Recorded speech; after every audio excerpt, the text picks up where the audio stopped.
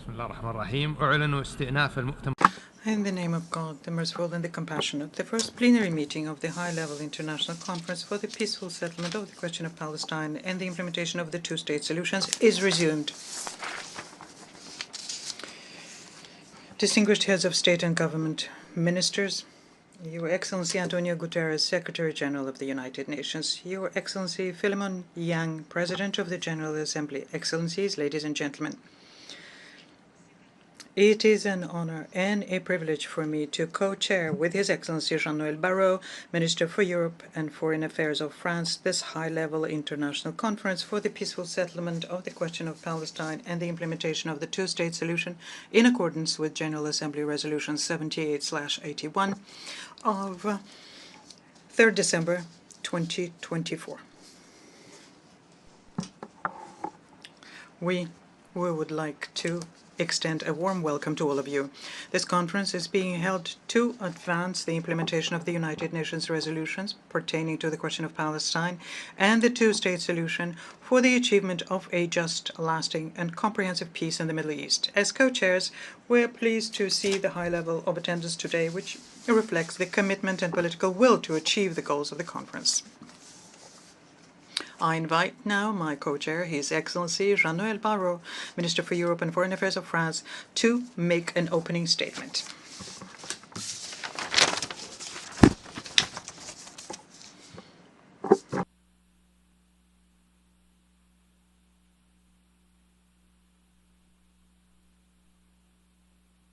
Monsieur le Secrétaire, Secretary General, President of the General Assembly, Prime Ministers, Ministers, ladies and gentlemen.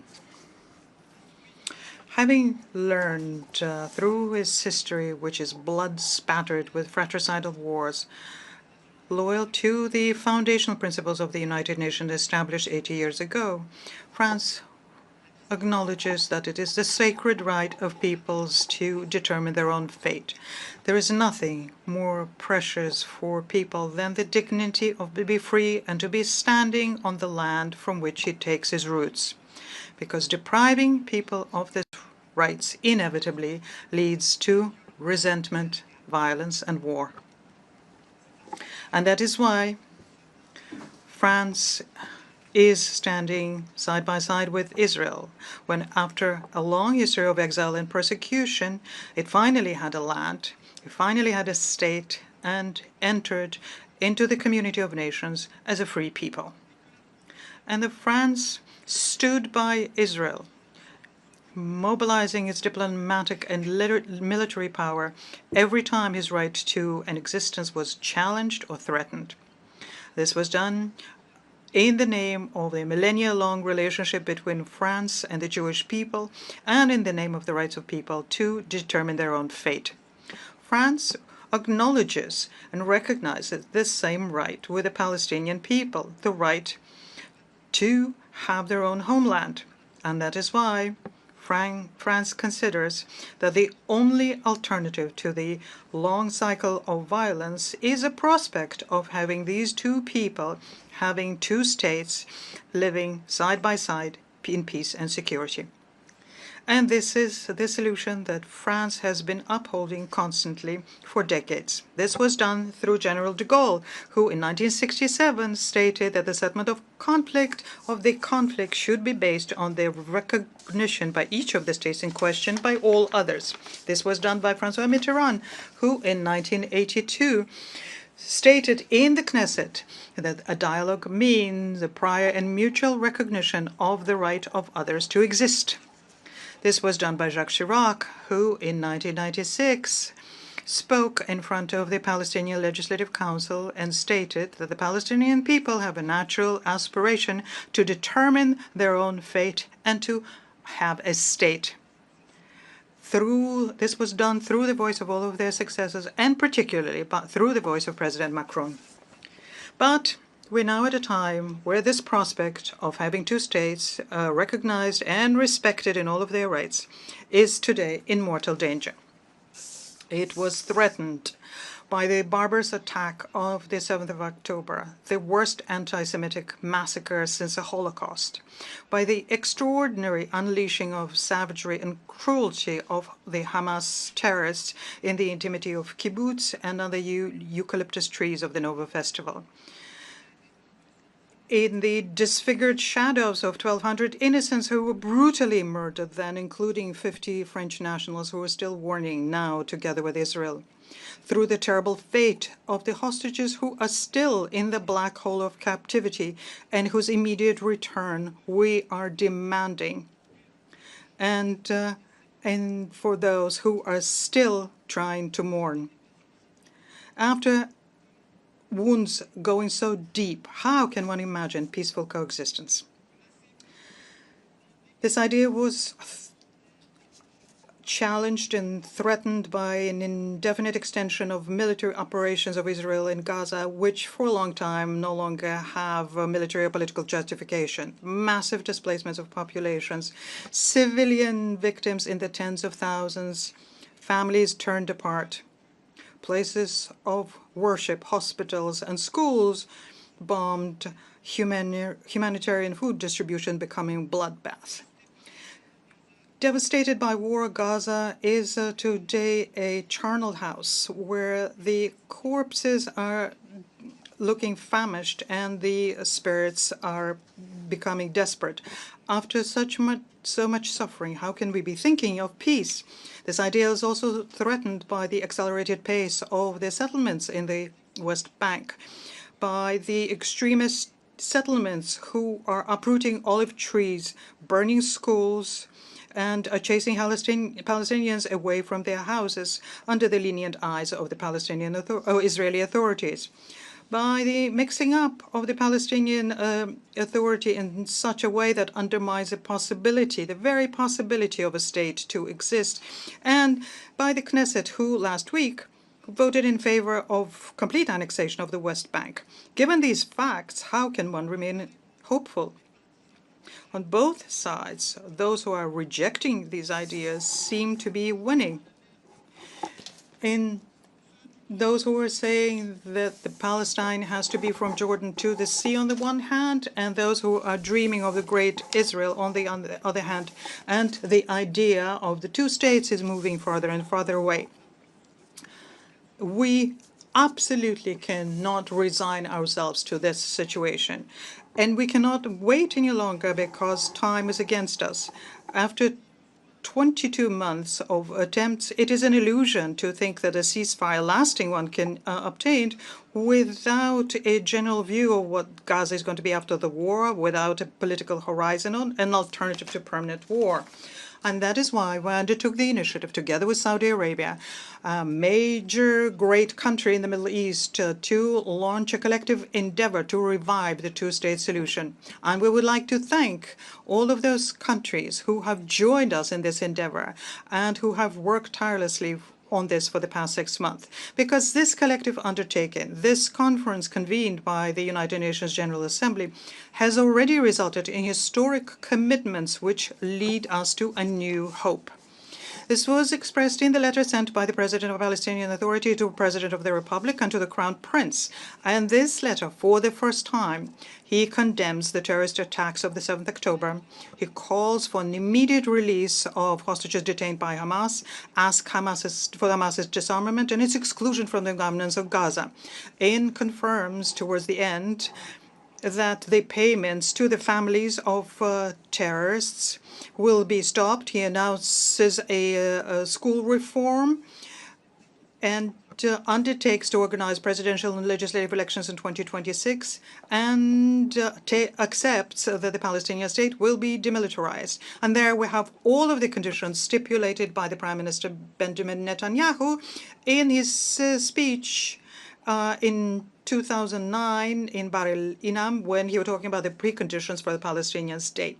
After that, we had an extraordinary meeting between the Israeli and Palestinian civil society representative on the 13th of June, and they together jointly launched the Appeal of Paris to guarantee the security of Israel, working towards a regional integration and towards recognizing the state of Palestine. And this also includes the denunciation by Saudi Arabia and the Arab countries present here today in New York, the denunciation of the crimes of Hamas, the appeal for the for Hamas's disarming, and the expression of hope that they will have normalized relations with Israel and have Israel have normal regional integration. As was stated by the President of the Republic in response to the letter by the President of the Palestinian Authority on the 24th July, in the light of the historic commitments that have already been undertaken and those which will follow, in the name of the eternal rights of people to determine their own fate, at the time where the two-state solution is more threatened than ever, France is ready to fully recognize the state of Palestine and will do so in the month of September next. This recognition, which is a major decision by France, is an expression of both a rejection and it is an appeal. It is a rejection of the idea that the war camp is winning over the peace camp. It is rejection of the idea that Hamas is right when they kept contesting the right of Israel to exist. Hamas, who always fought this two-state solution for this reason. But Palestine is not, and it will never be, Hamas. Recognizing the state of Palestine today is to bolster those Palestinians who chose nonviolence, who decided to renounce terrorism and recognize Israel. It means creating for the Palestinians the possibility of having an alternative. It's denouncing Hamas and isolating it for good. It is also a rejection of allowing the extremists in Israel to say that the Palestinians have no right to exist, and when they propagate violence through hatred and to the detriment of security interests of their own country. It's a rejection of the resignation that some in the international community and its leaders have when they tend to give up. It's a resignation when they say that nothing can be done. But this is something that we in France reject. We today have an opportunity to save the peace process. It is our historic responsibility, and it is our honor to take this opportunity. This recognition, which is a major decision by France, it is also an appeal, a call, an appeal to all of the people and countries in the world. Please bring in your contribution to this edifice of peace. Rejoin the irreversible trend that we have launched with Saudi Arabia by participating in the meeting of heads of state and governments, which will take place in September at the time of the United Nations General Assembly. It is also an appeal to those countries who have not yet recognized the state of Palestine. It is today that your decision will have the maximum impact on the way things develop. Waiting for Hamas to disarm before you recognize the state of Palestine, this means that you put the decision in the hands of Hamas. Yitzhak Rabin understood it very well because he fought terrorism as though the peace process did not exist, and he pursued the peace process as though there were no terrorism. It is by recognizing Palestine today, that you will create the condition for Hamas's elimination. This is all an appeal to the Arab and Muslim countries. Please cut at the root the rejection of Israel, which is feeding anti-Semitism, extremism, and terrorism. Retake the road of normalization with Israel. Show that the Israelis are winning when they are working on a regional security architecture by bringing everyone together with their neighbors. This requires courage, but courage is something that you have. This is an appeal to the government of Israel. Listen to the indignation throughout the world. Take the hand that's stretched out to you to find a way out of this. Open the eyes to the aspirations your neighbors have to live in peace and security with you. Cease the fire. Lift the humanitarian blockade on Gaza.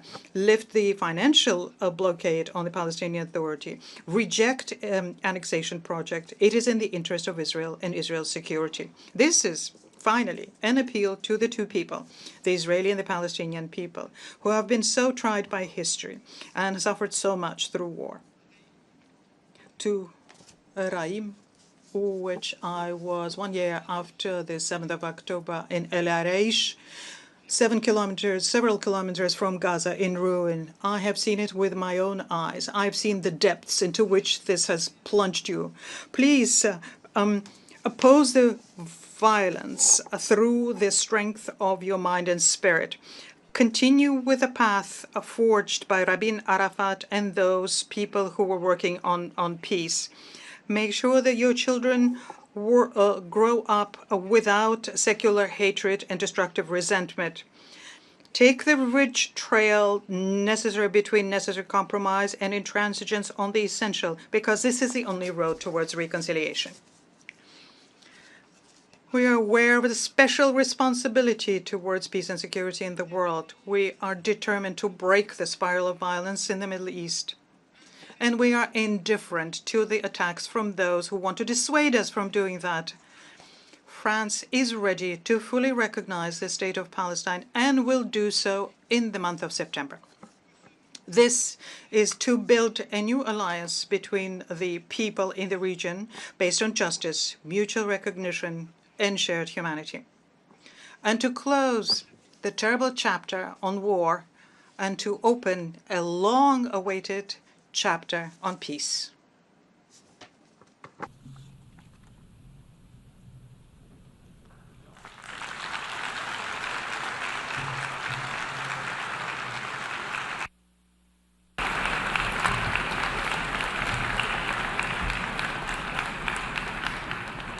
أشكر معالي الوزير بارو. I thank His Excellency Mr. Barrot, and I will now deliver some opening remarks.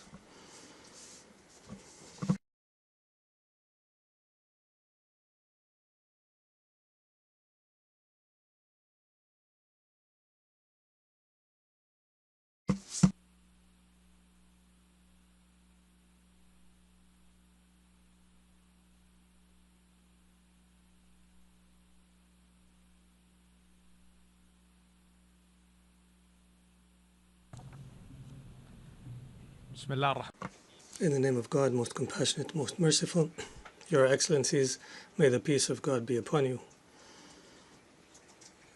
It gives me pleasure to begin by thanking His Excellency, Minister of Foreign Affairs of the Republic of France, and His Excellency, the Secretary General and the President of the General Assembly, and the chairs of the working groups for their efforts to prepare for this important conference, which is an opportune moment to move forward with the peace process. Ladies and gentlemen, this conference is held while escalation continues and the expansion of the conflict continues without any regard for the regional implications and global implications, and with a manner that entrenches impunity. At the same time, thousands of civilians are suffering the worst kinds of serious violations of starvation and bombardment and displacement,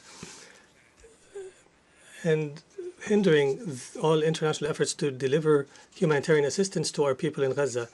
Meanwhile, the Israeli violations also take place in Jerusalem and the West Bank, where settlement policies continue and systemic exercises that want to change the demographic and religious nature of the region.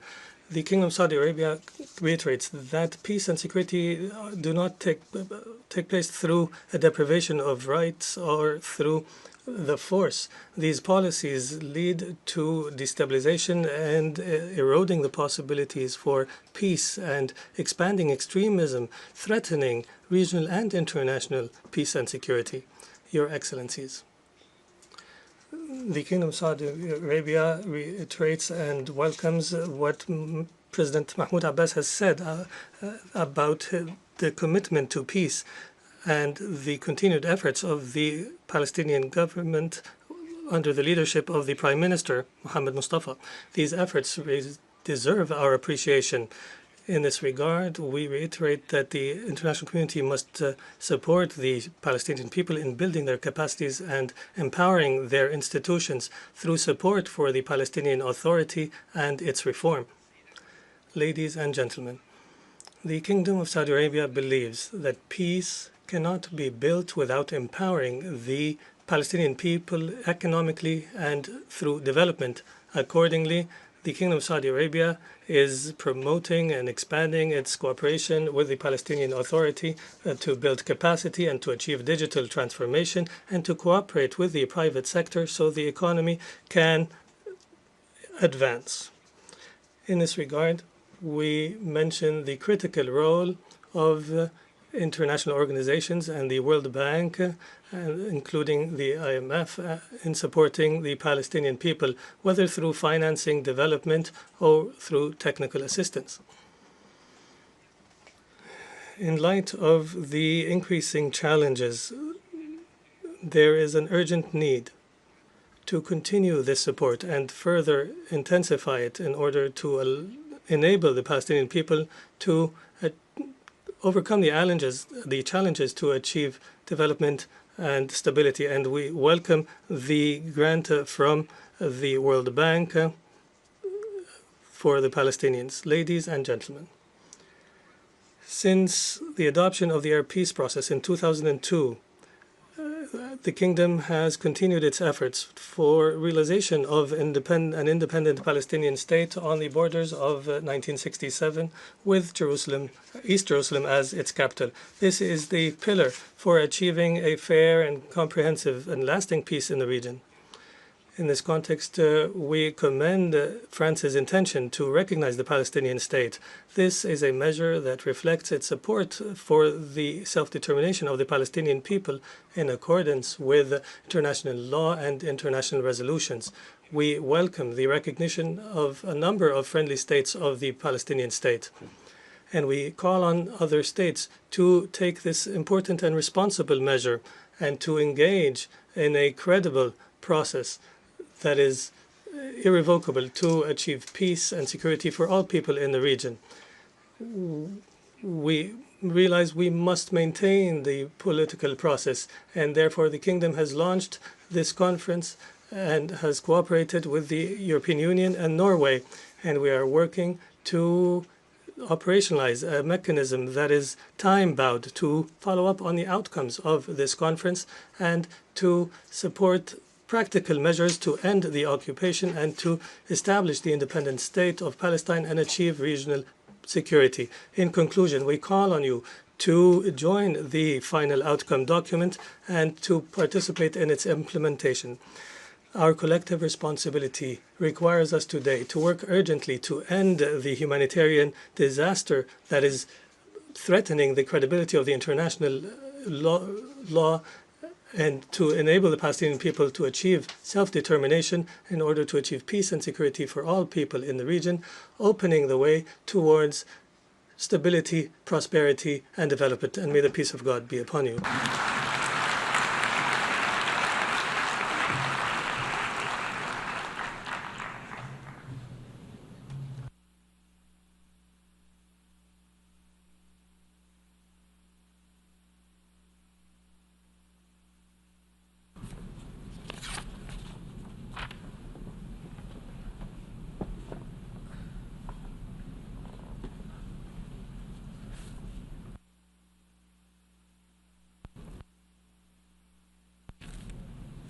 أدعو الآن I now invite His Excellency Antonio Guterres, the Secretary General of the United Nations, to make a statement.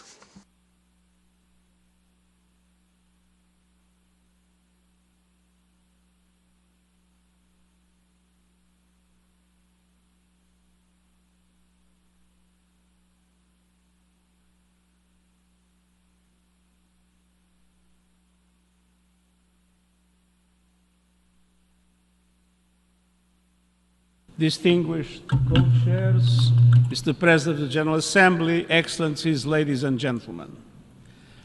I once again thank the government of France and the Kingdom of Saudi Arabia for organizing this international conference on the implementation of the two-state solution. Let's tell it straight. For decades, Middle East diplomacy has been far more process than peace. Words, speeches, declarations may not have much meaning to those on the ground. They have seen it before. They have heard it before. Meanwhile, destruction and annexation bulldoze ahead. The onus and obligation is on all of us to prove that this effort is something different. We know the central question for Middle East peace is implementation of the two-state solution, where two independent, sovereign, democratic states, Israel and Palestine, live side by side in peace and security. My central question to those who stand in the way is this: what is the alternative? A one-state reality where Palestinians are denied equal rights and forced to live under perpetual occupation and inequality? Or a one-state reality where Palestinians are expelled from their land? That is not peace. That is not justice. That is not in accordance with international law, and that is not acceptable. That will only increase the growing isolation of Israel on the global stage. Let's be clear. Statehood for the Palestinians is a right, not a reward. And the denial of statehood would be a gift to extremists everywhere. Excellencies, the only realistic, just and sustainable solution is two states, Israel and Palestine, living side by side in peace and security, within secure and recognized borders on the basis of the pre-1967 lines, with Jerusalem as the capital of both, in line with international law, UN resolutions, and other relevant agreements. Two states recognized by all and fully integrated into the international community. But time is running out.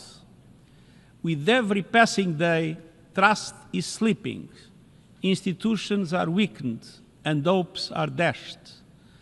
That is why I implore the international community not only to keep the two-state solution alive, but to take the urgent, concrete, irreversible steps necessary to make it real.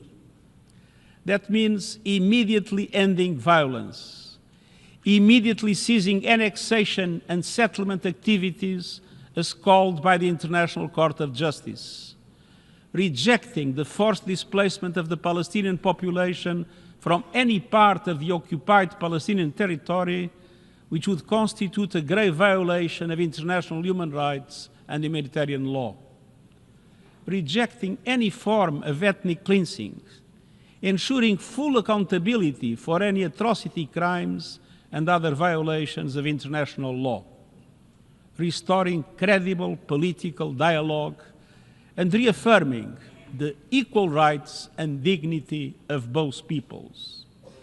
All this requires courage from leaders on the ground and courage from the international community to act with principle and persistence. Starting with Gaza. Excellencies, nothing can justify the horrific 7 October terror attacks by Hamas, and nothing can justify the scale of death and destruction in Gaza since then, a level without precedent in recent times.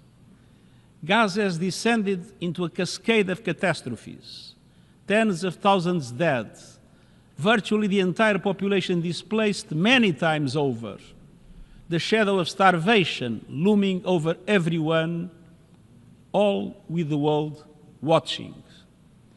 I welcome recent steps to reduce restrictions to life-saving humanitarian aid, but this is far from the solution to end the nightmare. We need an immediate, permanent ceasefire, the immediate and unconditional release of all hostages, and full and unfettered humanitarian access. These are not preconditions for peace. They are the foundation of it. And let's be equally clear. Beyond Gaza, the continued occupation of the occupied Palestinian territory, including East Jerusalem, is illegal. It must end. It is the law, reaffirmed by the International Court of Justice in its advisory opinion of July 2024, reaffirmed by this Assembly and rooted in international law. Excellencies, let us reject the false choice between Palestinian statehood and Israeli security. there is no security in occupation. Let us affirm Israel's legitimate security concerns must be addressed, and so must the legitimate rights of the Palestinian people. We must speak with one voice to condemn all acts of terror, to denounce all targeting of civilians and taking of hostages, to reject incitement to hatred and violence. And we must call on Israel to recommit clearly and unequivocally to the two-state solution and to cease all actions that undermine it. And we must support Palestinian unity around a peaceful, democratic, and inclusive vision of statehood. Let us lay the groundwork for unified Palestinian governance, credible security arrangements, and a Palestinian Authority that carries out reforms and that can deliver for its people. The Palestinian Authority has taken critical reform steps. I urge the international community to recognize when progress is made and to continue to support the Palestinian government in its reform agenda under incredibly challenging circumstances. Excellencies, this conflict cannot be managed. It must be resolved. We cannot wait for perfect conditions. We must create them. We cannot defer peace efforts until suffering becomes unbearable. We must act before it is too late. Excellencies, at its core, this is not only a political challenge, it is a matter of shared values and principles. The principle that all peoples are equal in rights, equal in dignity, and entitled to live free of fear. That no nation should live in permanent insecurity, and that no people should live under continued occupation. This is the promise of the United Nations Charter and international law. This is the call of conscience. Let us answer that call with clarity, courage, and conviction. Let us, at long last, choose the path of peace, not as a concept, but as a commitment, not as a dream, but as a reality, for Palestinians, for Israelis, for the people of the Middle East and the world. Thank you.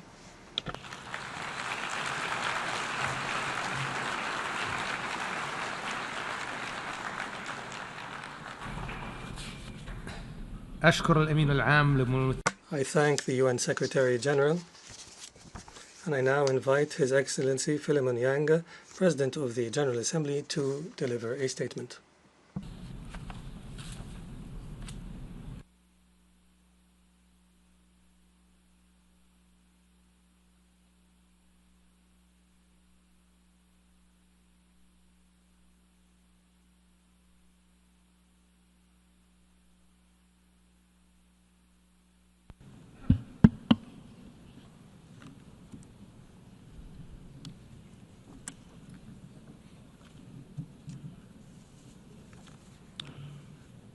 Excellent. Your Excellency, Minister Jean-Noël Barrot. Your Highness, Prince Faisal bin Farhan, Mr. Secretary General of the UN, Prime Minister Dr. Mohammed Mustafa, Your Excellencies, ladies and gentlemen. Let me begin by thanking France and Saudi Arabia for co-chairing this high-level conference. Bravo, well done. I also commend the co-chairs of the 8 working groups for their efforts in preparing for this conference. Excellencies, we are at a critical moment in the long history of the Israeli-Palestinian conflict. It is indeed a history-making moment. The abhorrent attacks of Hamas on 7th October 2023 against Israel caused a war in Gaza, which has been ongoing for over 21 months. we have called for an immediate end to the conflict and the unconditional release of all the hostages. The war in Gaza has brought unimaginable suffering to thousands of human beings.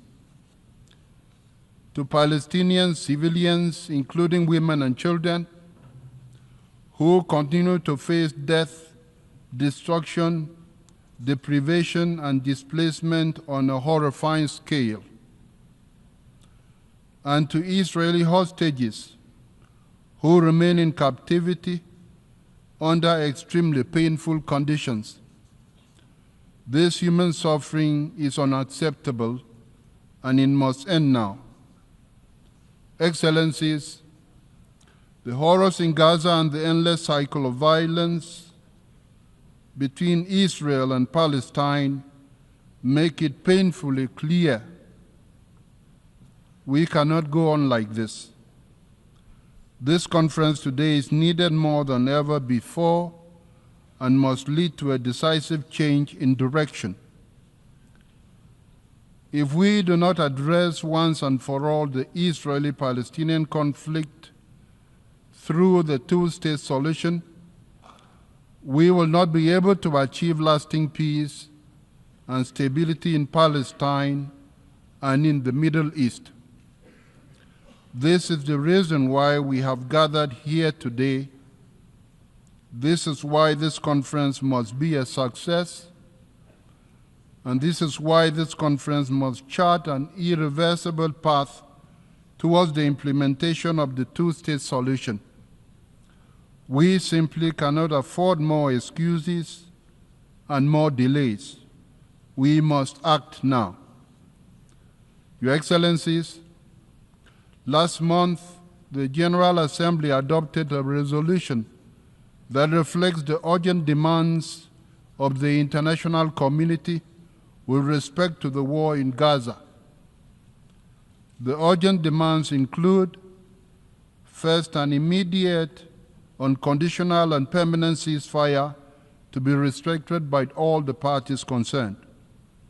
Second, the immediate, dignified, and unconditional release of all hostages held by Hamas and other groups. Third, the immediate and permanent facilitation of full, rapid, safe, and unhindered entry of humanitarian assistance at scale, including food and medical supplies, into and throughout the Gaza Strip, and its delivery to all Palestinian civilians. The international community must ensure that Israel and Hamas finally comply with these demands and with the obligations under international law and international humanitarian law. Excellencies, while the situation in Gaza is dramatic, we must not lose sight of the deeply concerning and equally urgent situation in the occupied West Bank, including East Jerusalem. Violence against civilians, including acts of terror, settler violence, settlement expansion, seizures, demolitions, and forced displacements are eroding any prospects for a political solution to the Israeli-Palestinian conflict. Let me be clear. This conflict cannot be resolved through permanent war, nor through endless occupation or annexation. Peace and stability will only be achieved when Israelis and Palestinians can live side by side in their own sovereign independent states in peace, security, and dignity. When Palestinians recognize the state of Israel and Israelis recognize the state of Palestine, that will be a good thing. When the world finally honors the legitimate aspirations and rights of both Palestinians and Israelis, when both the state of Israel and the state of Palestine are recognized as legitimate members of the international community and of the United Nations. Until today, more than 140 states have recognized the state of Palestine. The announcement of President Macron that France will be recognizing the state of Palestine in the upcoming session of the General Assembly should encourage more states to take this important step on the way to the realization of the two-state solution. It should also serve to empower those voices in Israel and Palestine who advocate for peace and peaceful coexistence of Israelis and Palestinians. Excellencies, the international community has reaffirmed its unwavering commitment to a comprehensive, just and lasting peace grounded in international law and the United Nations Charter and relevant United Nations resolutions on different occasions. Now we must translate this commitment into action. It has been 78 years since this General Assembly first called for a two-state solution in Resolution 181. It has been 58 years since the Security Council adopted Resolution 242. Time and again, the General Assembly and the Security Council have reiterated their support for a vision of two states within secure and recognized borders based on the 1967 lines in numerous resolutions. It is our collective responsibility to demand the implementation of these resolutions. The focus of this conference must therefore be concrete and action-oriented, identifying steps the international community must take to realize the two-state solution. We must restore both hope and trust. Hope that a better future is possible. Trust in the United Nations and our commitment to the peoples of Palestine and Israel. We must act now to take the steps necessary to bring about a peaceful settlement of this conflict, one that upholds international law, the United Nations Charter and relevant UN resolutions, and especially one that achieves justice for Palestinians and Israelis, one that ensures a peaceful, prosperous, and equitable future for everyone in the Middle East. Thank you.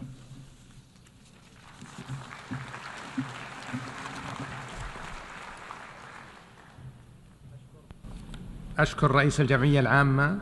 I thank the President of the General Assembly, and I now invite His Excellency Mohammed Mustafa, Prime Minister of the State of Palestine, to make a statement.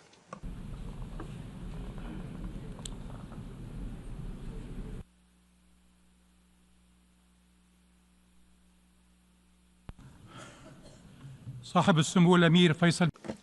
Your Highness Prince Faisal bin Farhan, Your Excellency Minister Jean-Noel Barrot, Mr. Antonio Guterres, Secretary General of the United Nations, Mr. Philemon Yang, President of the General Assembly, Your Highnesses, Your Excellencies, distinguished delegations, may the peace and blessings of Allah be upon you. At the outset, I would like to express once again the appreciation of the State of Palestine to the Kingdom of Saudi Arabia and France for their leadership and for presiding over this important United Nations conference. I would also like to thank the states that have chaired the working groups and all the states and organizations participating in this international conference for the peaceful settlement of the question of Palestine and the implementation of the two-state solution. We have been waiting for long years for a genuine international intervention that would move us towards a peaceful, just, and comprehensive solution to the Palestinian question and the independence of the State of Palestine in implementation of the two-state solution on the basis of resolutions of international legitimacy for many years. And in this period of waiting, we have lost what we have lost, and we have suffered immensely. Therefore, this international conference must constitute a turning point in which positions and decisions are translated into immediate and unprecedented practical steps to stop the genocide and end the Israeli occupation, uphold the Palestinian right, and help an independent Palestinian state on the basis of two-state solution take shape in accordance with the resolutions of international legitimacy, which opens the way towards peace, security, stability, and prosperity in our region for the benefit of all peoples and states. Your Highnesses, Excellencies, distinguished delegations, in the Gaza Strip, there are all kinds of death. Palestinians die by being targeted. They die by being burned alive. They die out of the cold, out of hunger, out of thirst, out of disease, out of grief, and out of fear.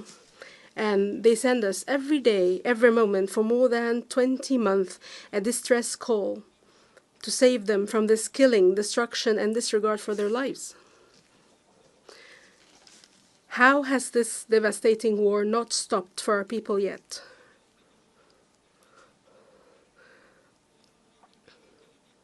How come there's no stop to this countless innocent lives lost?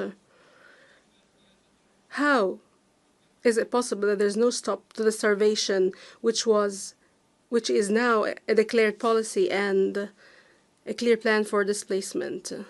Do not accept from Israel any excuse or justification for targeting Palestinian civilians, doctors, humanitarian staff, journalists, and the imposition of a policy of collective punishment on the Gaza Strip and its inhabitants without exception, as well as the destruction of homes, hospitals, schools, mosques, churches, even graves, and all the elements of life in Gaza, and preventing the entry of aid and obstructing its safe distribution and killing who seek to receive some aid.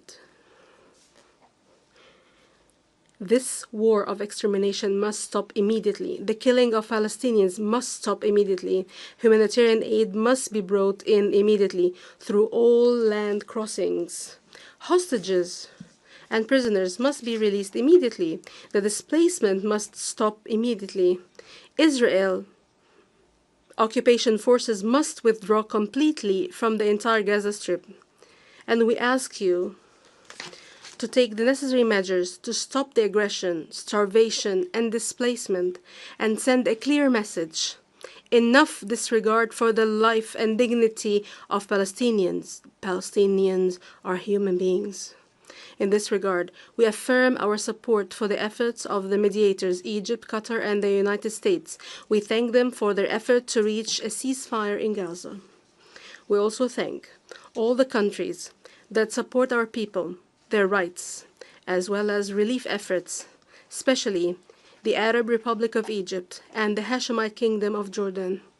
We also thank the International Coalition for the Implementation of the Two-State Solution and the Arab Islamic Committee led by the Kingdom of Saudi Arabia.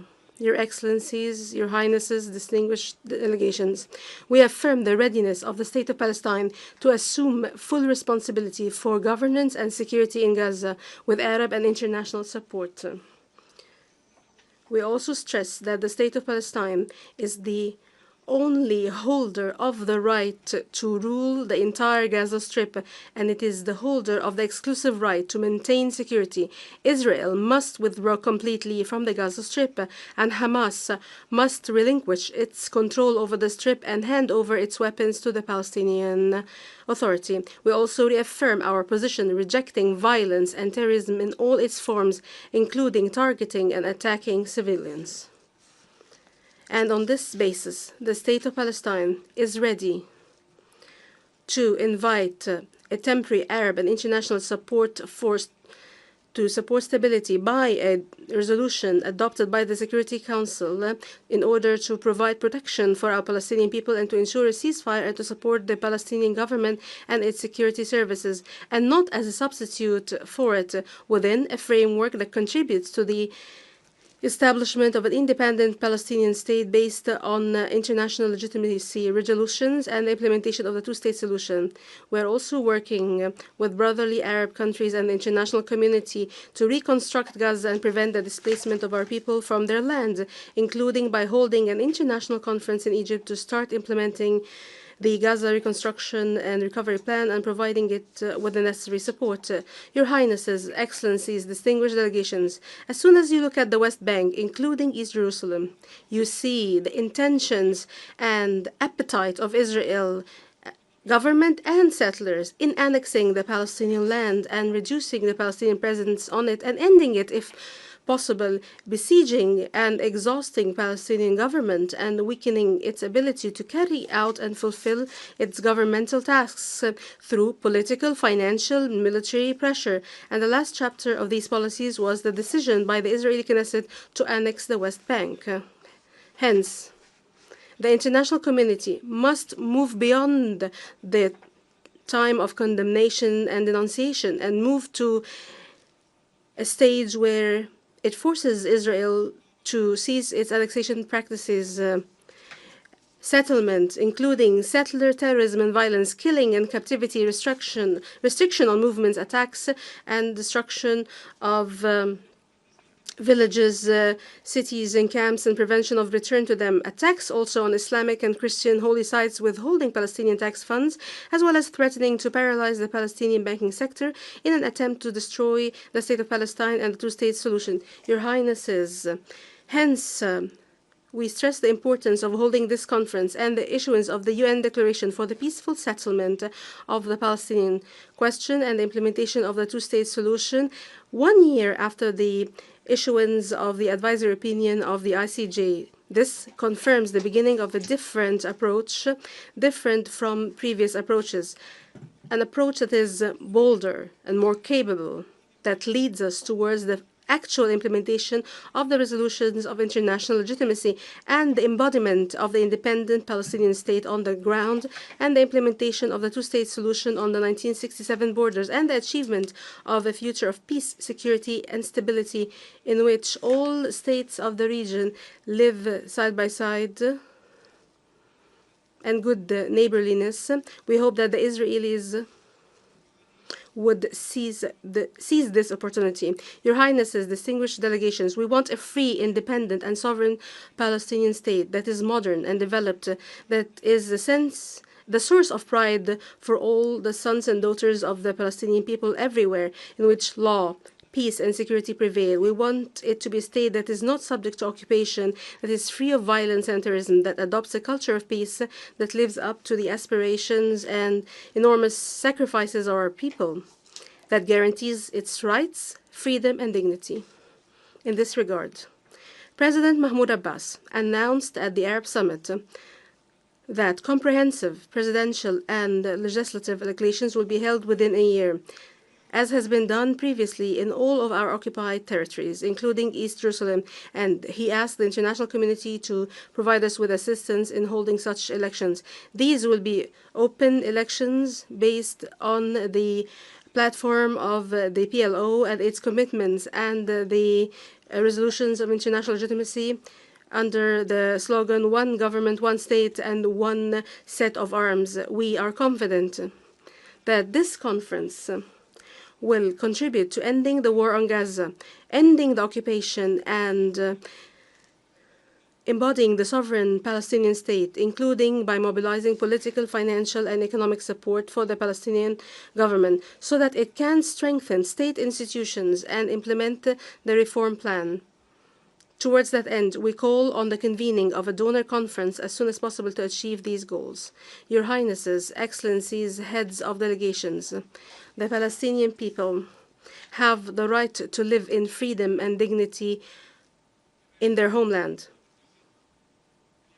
And every people in the world deserves to live in peace and security. However, all this can be achieved only through the realization of the inalienable rights of the Palestinian people. Foremost among them is the right to self-determination, the right to return, and the embodiment of the state of Palestine an independent state of Palestine on the borders of 1967, with East Jerusalem as its capital, to live side by side in security and peace with Israel. The Palestinian Liberation Organization, the sole legitimate representative of the Palestinian people, has recognized Israel for more than 30 years.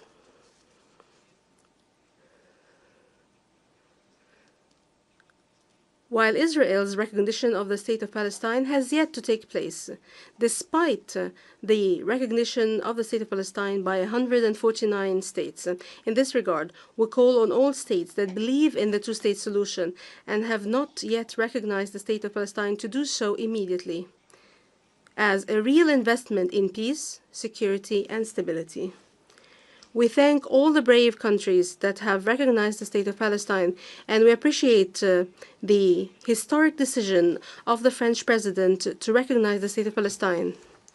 We also call on everyone to support our full membership in the United Nations and other international institutions, including international financial institutions, and to support efforts for accountability and justice for victims. Your Highnesses, Excellencies, heads of delegations, we stand ready to work with you and with the United States, and in partnership with the presidents of the conference, Saudi Arabia and France, and with the heads of other groups and countries participating in the International Coalition for the Implementation of the Two-State Solution for Peace, Stability, and Security for All in the region.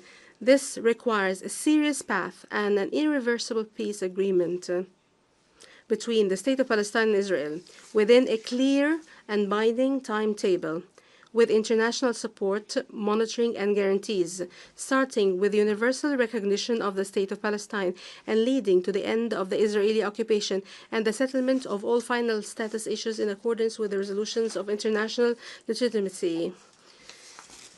It is not the fate of our people to live under occupation, nor is it the fate of us and the Israelis to live in a war that doesn't end. We can live in a future of peace and security side by side if we make the right decisions today. We must all take bold and unprecedented steps leading to a just and comprehensive peace in accordance with the resolutions of international legitimacy. Enough injustice, war, occupation, and destruction. We want our people to live in freedom and dignity in their land and the land of their ancestors, and to achieve peace, security, and prosperity in our region, the Middle East, which is the cradle of three heavenly religions, the cradle of light, justice, and peace. I thank you. May the peace and blessings of Allah be upon you.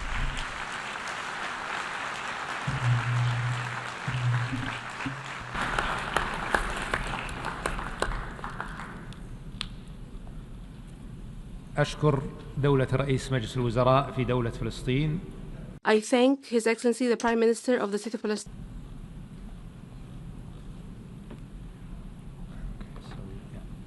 بذلك نكون قد استمعنا إلى آخر المتكلمين. We have thus listened to the last speaker in the opening segment of this conference. Your Excellencies, Your Highnesses, ladies and gentlemen, before starting the general debate, and if the conference approves, I would like to suggest that we would use the rules of procedure of the General Assembly, mutatis mutandis, in particular concerning the conduct of its business, and that each state participating in the conference shall have one vote. We shall proceed accordingly.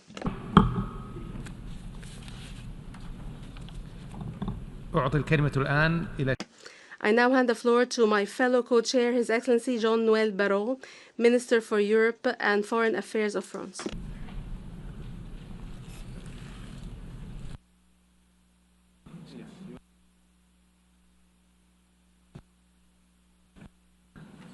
J'invite à présent. I now invite His Excellency Sheikh Mohammed bin Abdul Rahman bin Jasmin Al Thani, Prime Minister and Minister for Foreign Affairs of the State of Qatar, to address the conference.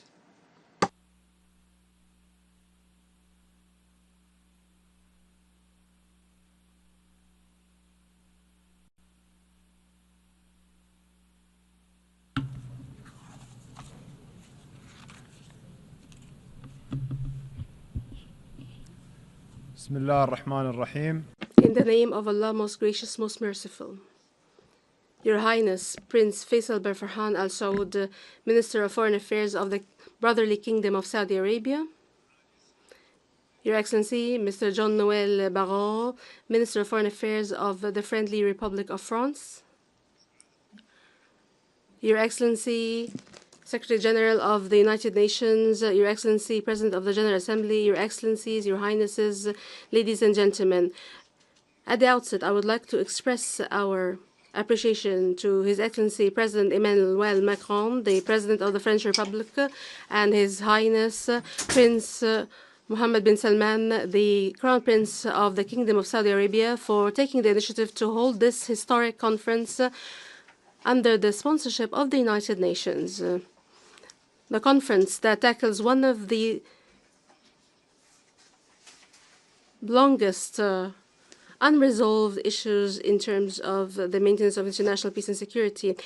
Your Excellencies, this conference is a glimmer of hope. However, we are at a critical juncture in the region. A devastating war launched by Israel on the Gaza Strip for more than 2 years, and an escalating humanitarian crisis where more than 2 million people suffer, mostly women and children. And in one of the most brutal and cruel moments in this crisis, we have seen scenes that are a stigma and long lines of the suffering in anguish, waiting for crumbs to end their starvation. How can we build a future on the bodies of those who die of hunger?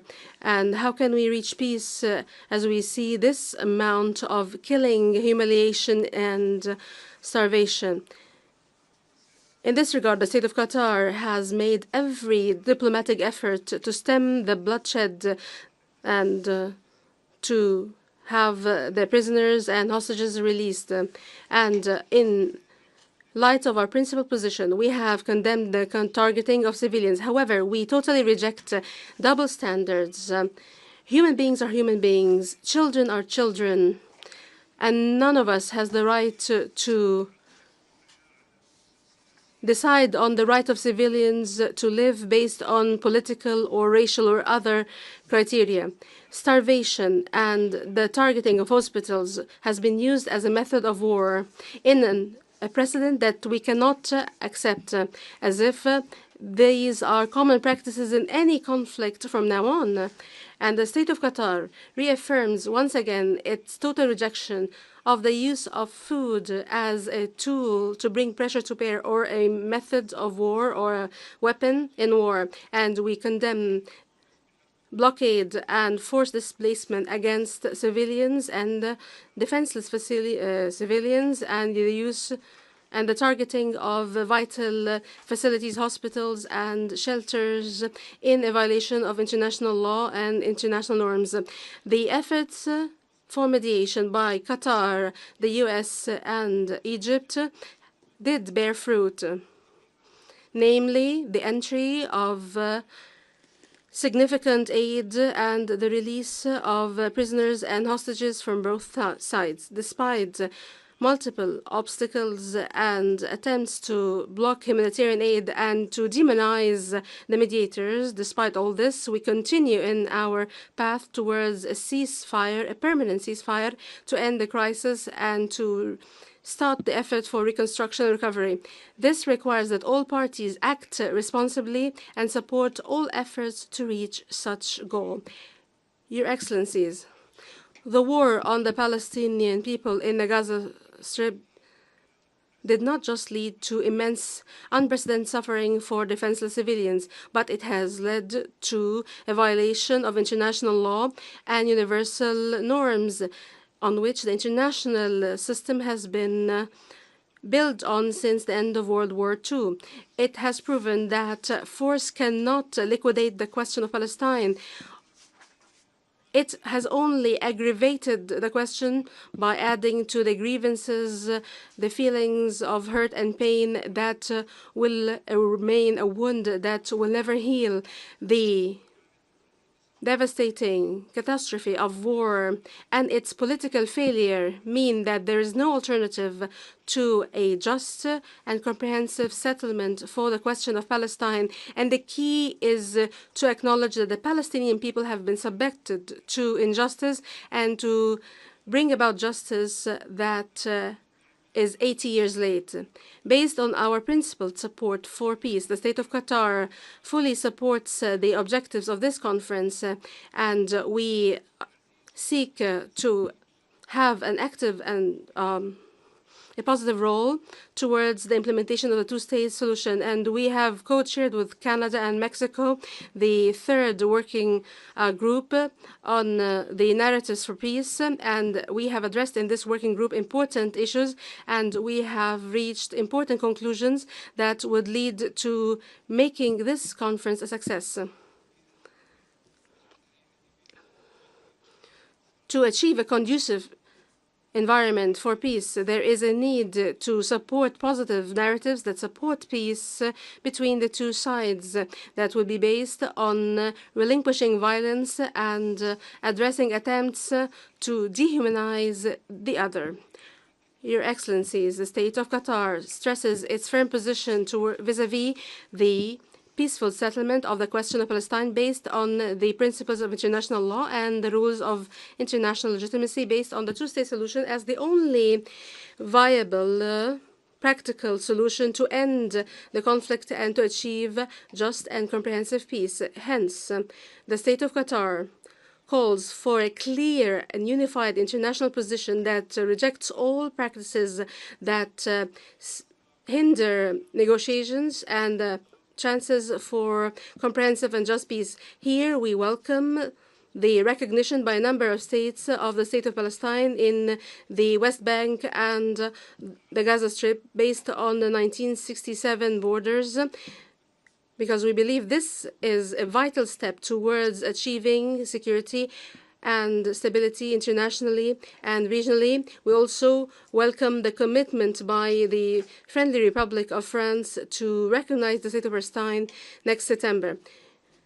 Ladies and gentlemen, holding this conference represents the collective will of the international community to translate words into actions and to actively contribute towards the peaceful settlement of the question of Palestine in all its dimensions. The international community has a responsibility to create an environment conducive to reaching a comprehensive and just peace, to bring back the strong role of international legitimacy after this horrific war, and to provide humanitarian, economic, and political necessary support. We hope that this conference would represent a turning point that would lead to tangible commitments, not just statements, and would pave the way towards practical steps towards the implementation of the two-state solution, towards a comprehensive, just, and permanent and lasting settlement of the cause, and would lead to stability in the entire region. I thank you.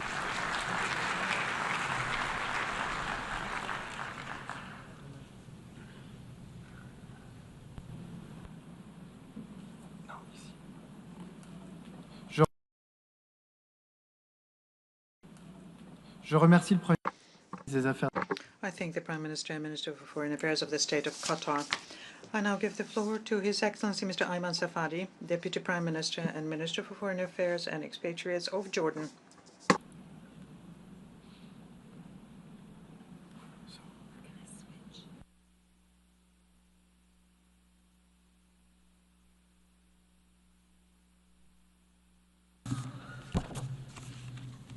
Bismillah ar-Rahman ar-Rahim. In the name of God, the Merciful and the Compassionate. Your Highness,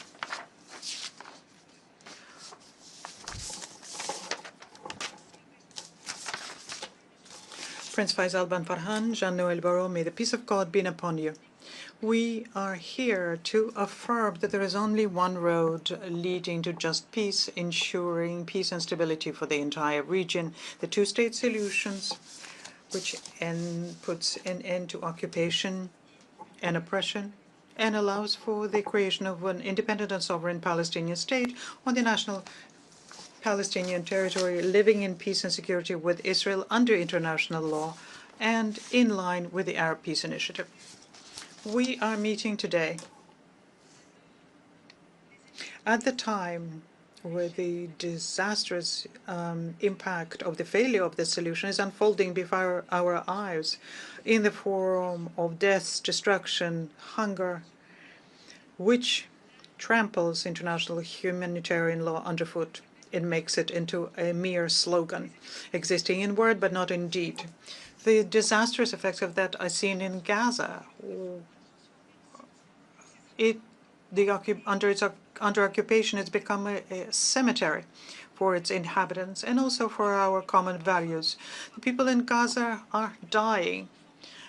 We can see mothers crying over their dying children, people who cannot find anything to drink or eat or any medication to alleviate the suffering of people. Mothers are watching their children's short lives ending.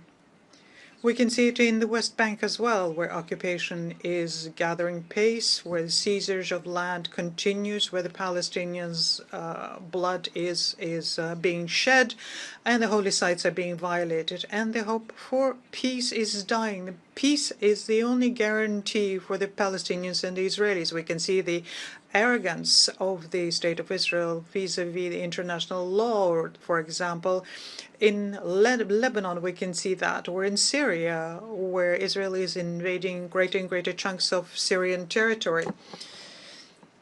At the time when the world is calling for the rebuilding of a new Syria, which is free and stable, where all Syrians live in security, freedom, dignity, and equality.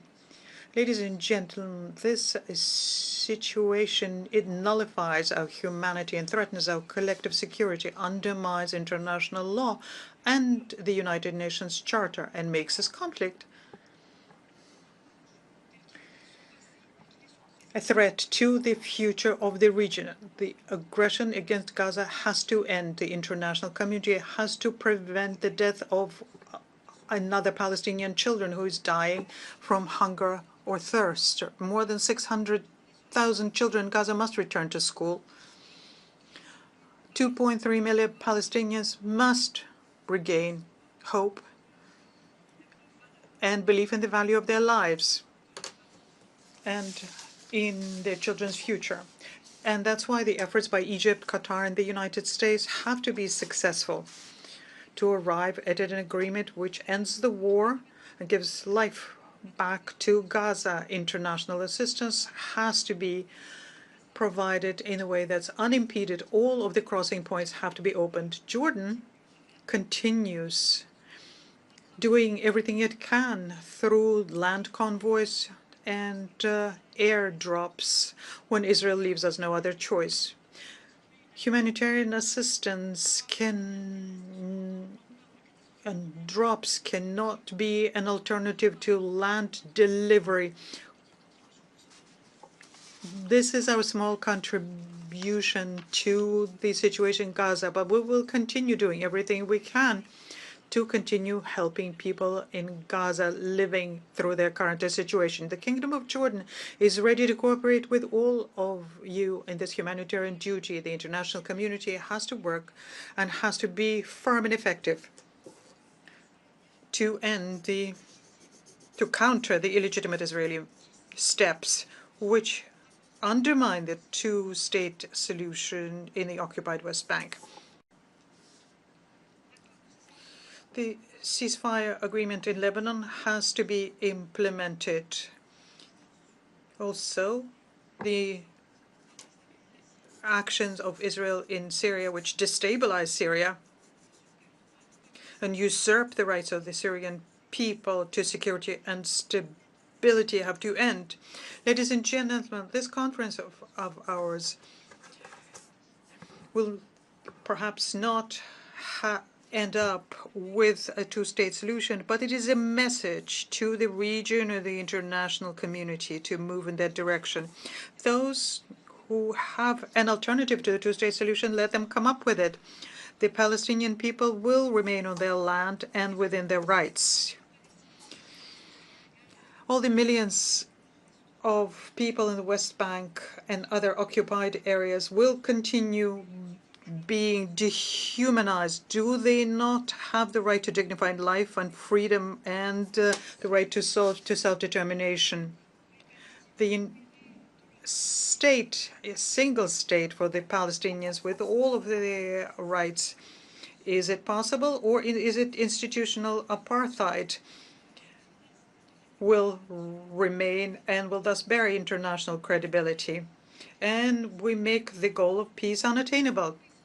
The Israeli government is against our meeting here today. They say that negotiations have to end the conflict, but they refuse negotiations and they counter the rights of Palestinians to have a state. They seize Palestinian land. If Israel really wants to negotiate, well, the Palestinian leadership stands ready to engage in negotiations to have just peace. However, Israel does not negotiate. That's the truth. It's time for the international community to react to that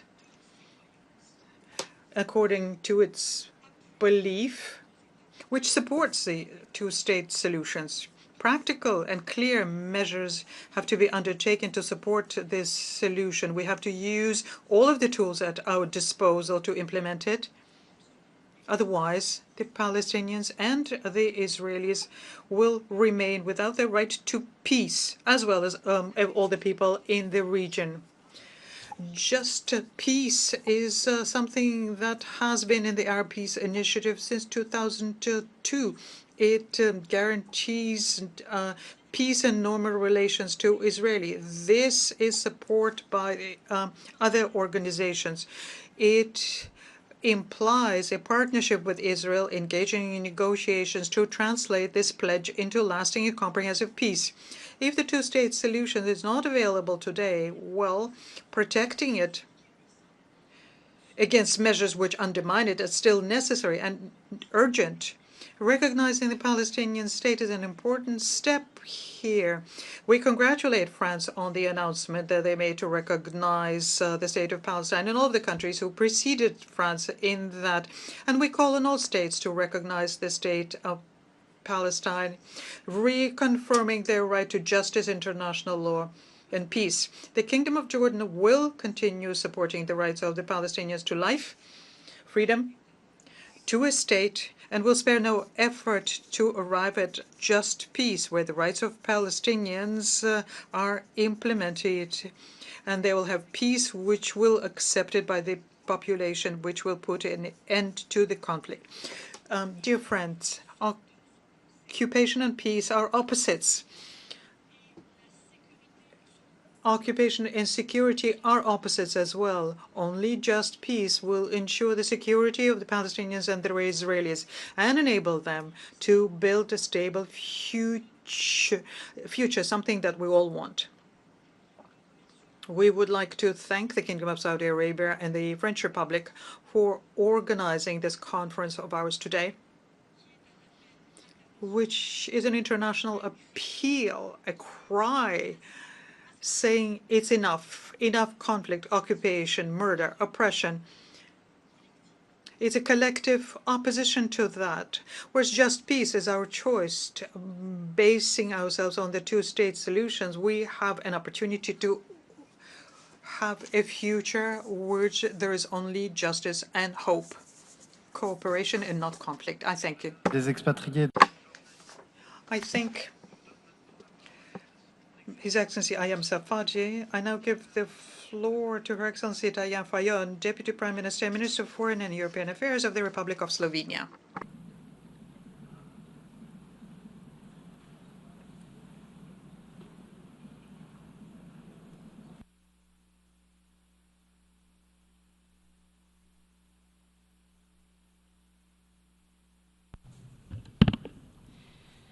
I thank the co-chairs of the conference and of the working groups. Your Excellencies, irrelevant of the perspective one has about Middle East conflict today, we all share one conviction: we are at a historical point. How peace in the Middle East will be pursued is what will define the history our generations write. History is rarely about big words. History is about action or lack of it. The wholes of this organization have observed both, and our nations have shared experiences of those consequences. Suffering or prosperity, justice or inequality, grievance or accountability. When writing history of our generation, Slovenia decided to use the ink of action. And let me name just a few.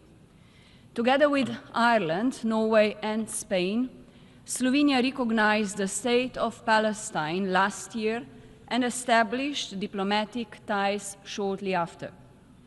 Together with Jordan and Kuwait, we launched an initiative supporting UNRWA through shared commitments, which enjoys support of over 120 signatories to this day. And we continue to strengthen partnership with the agency. We acted upon the mandate entrusted to us as the Security Council member, pushing for action in the Council and supporting membership of Palestine in the United Nations. We participated in proceedings for advisory opinions of the International Court of Justice and supported action in the General Assembly. We were among the first countries recently to respond to settler violence by adopting sanctions against 2 Israeli ministers. And we have supported any well-intended other initiative along the way, including the US, Egypt, Qatar-led mediation efforts. But our efforts cannot and will not end there. I'm looking forward to signing a memorandum of understanding with Palestine to pave the way for strengthened cooperation. Palestinian ownership is central to the two-state solution. We continue valuing dialogue also with Israel, with the region and the civil society. Our door is always open to build trust. Your Excellencies, we are heartbroken by the devastation and immense suffering of civilians in Gaza. The months-long Israeli blockade of humanitarian aid has resulted in famine spreading across Gaza. Children are suffering the most. We take note of recent temporary measures which are long overdue and definitely not enough. We are appalled by dangerous trajectories in the West Bank, including East Jerusalem, and we resolutely stand against terrorism and strongly condemn Hamas' barbaric attack on October 7th. We do not need a new blueprint to reverse the course of history, as we already have it. We have international law, and Slovenia calls for its full respect. This includes the decisions of the ICJ, both advisory opinion on occupation as well as provisional measures on Gaza. And I feel compelled to underline that this includes accountability. We once again reaffirm our full support to the work of the International Criminal Court and human rights mechanisms. We also need courage and respect. We simply need more. We all share responsibility. We will be judged by history for our actions as well as for lack of them. That is why I take this opportunity to call on member states to take bold actions, to demand an end to starving civilians, a ceasefire and the release of hostages, to normalize ties with Israel, to recognize Palestine, to support Palestinian Authority, to provide humanitarian assistance and back reconstruction, to foster dialogue, and finally, leadership for peace. I thank you all.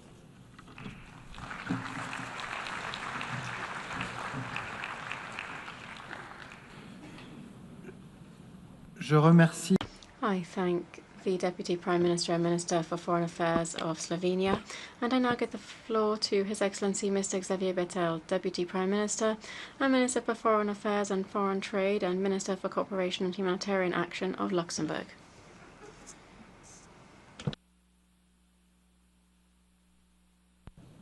dear Faisal, dear Jean-Noël, dear friends. Pour moi, venir ici. For me, coming here was something that wasn't just part of my work, it was a duty. It's a duty as someone who has now been foreign minister for almost 18 months. I've been to Palestine and Israel 4 times, and once I went to Jordan, and countries that are also experiencing the direct consequences of the situation. I've been to Egypt once and Qatar once, and I'd like to thank both of you for inviting us here to keep up the momentum on the situation in Palestine. This situation, when you look at public opinion, is divisive. Some are for it, some are against. Can't we just take a position for peace, for young people, for women, for people who have nothing? Do we have to take a position today which is for Palestine and therefore against Palestine, or for Palestine and therefore against Israel? These are the cliches that we want to fall into, that we have to be against each other and not find pragmatic solutions in this situation. I'm also thinking about the hostages from the 7th of October, families who don't even know whether their relatives are still alive. Imagine being in that situation and not knowing what happened to a member of your family. So we need to be brave, to all of us, to be able to forge ahead in one direction towards peace and to ensure that we can live together. For the Palestinian Authority, it's very difficult. And as we saw today, it's very difficult to condemn Hamas, and we know that Hamas, for some, is still the solution in Gaza.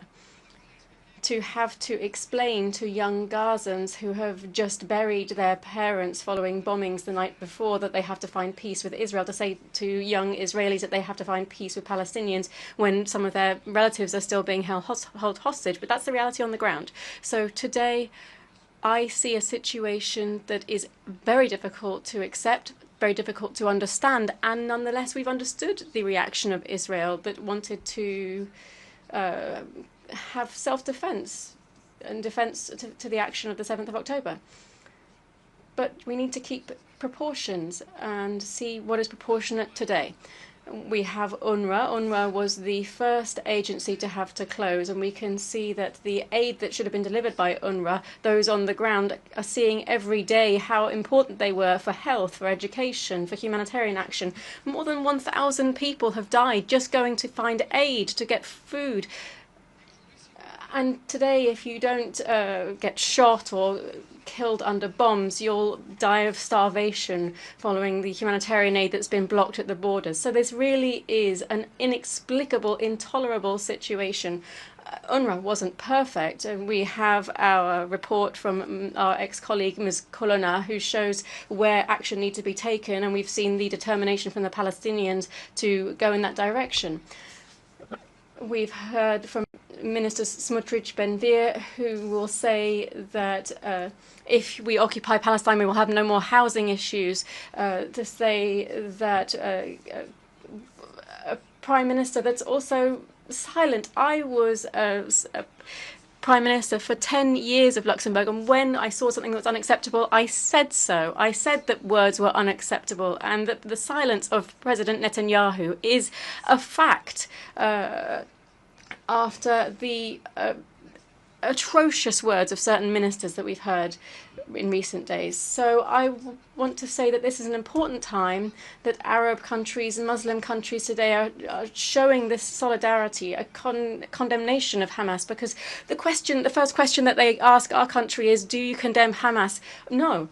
We need to ensure demilitarization of Hamas. Hamas can't be an alternative to the Palestinian Authority. We have to have elections in Palestine. We have to do demilitarization. We have to have de-radicalization. But we have to give hope to the Palestinian population that today, if it doesn't see a solution, risks being even more demanding and wanting to react to what it's seen. So we need to give hope to young Palestinian people and a future to young Palestinian people. And we need to strengthen the Palestinian Authority. We are seeing that the money from taxes paid by Palestinians is not paid back to the Palestinian authorities by the Israeli government. It's a very difficult situation, but the Grand Duchy of Luxembourg president is leaning in the direction of taking this step in September and to recognise the state of Palestine.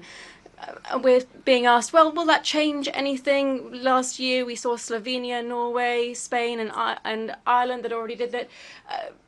But I hope that this dynamic now, President, will make it possible to make progress. We see great determination to condemn Hamas, or demilitarize Hamas among countries in the Middle East. So we mustn't lose this momentum, and we hope that one day our Israeli colleagues will understand that Israeli security will be peace in Palestine, and that saying today that supporting Palestine is not an act against Israel. On the contrary, it is for a future in security for future generations. Thank you.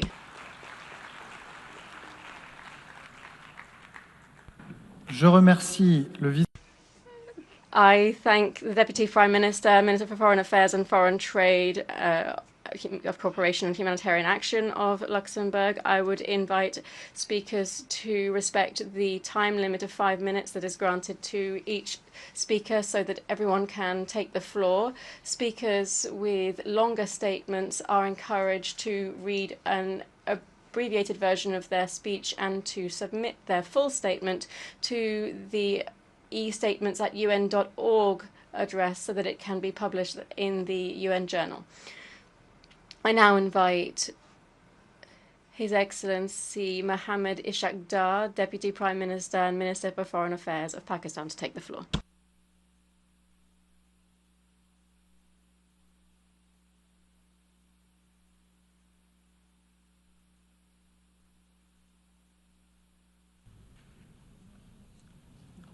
Honorable co-chairs,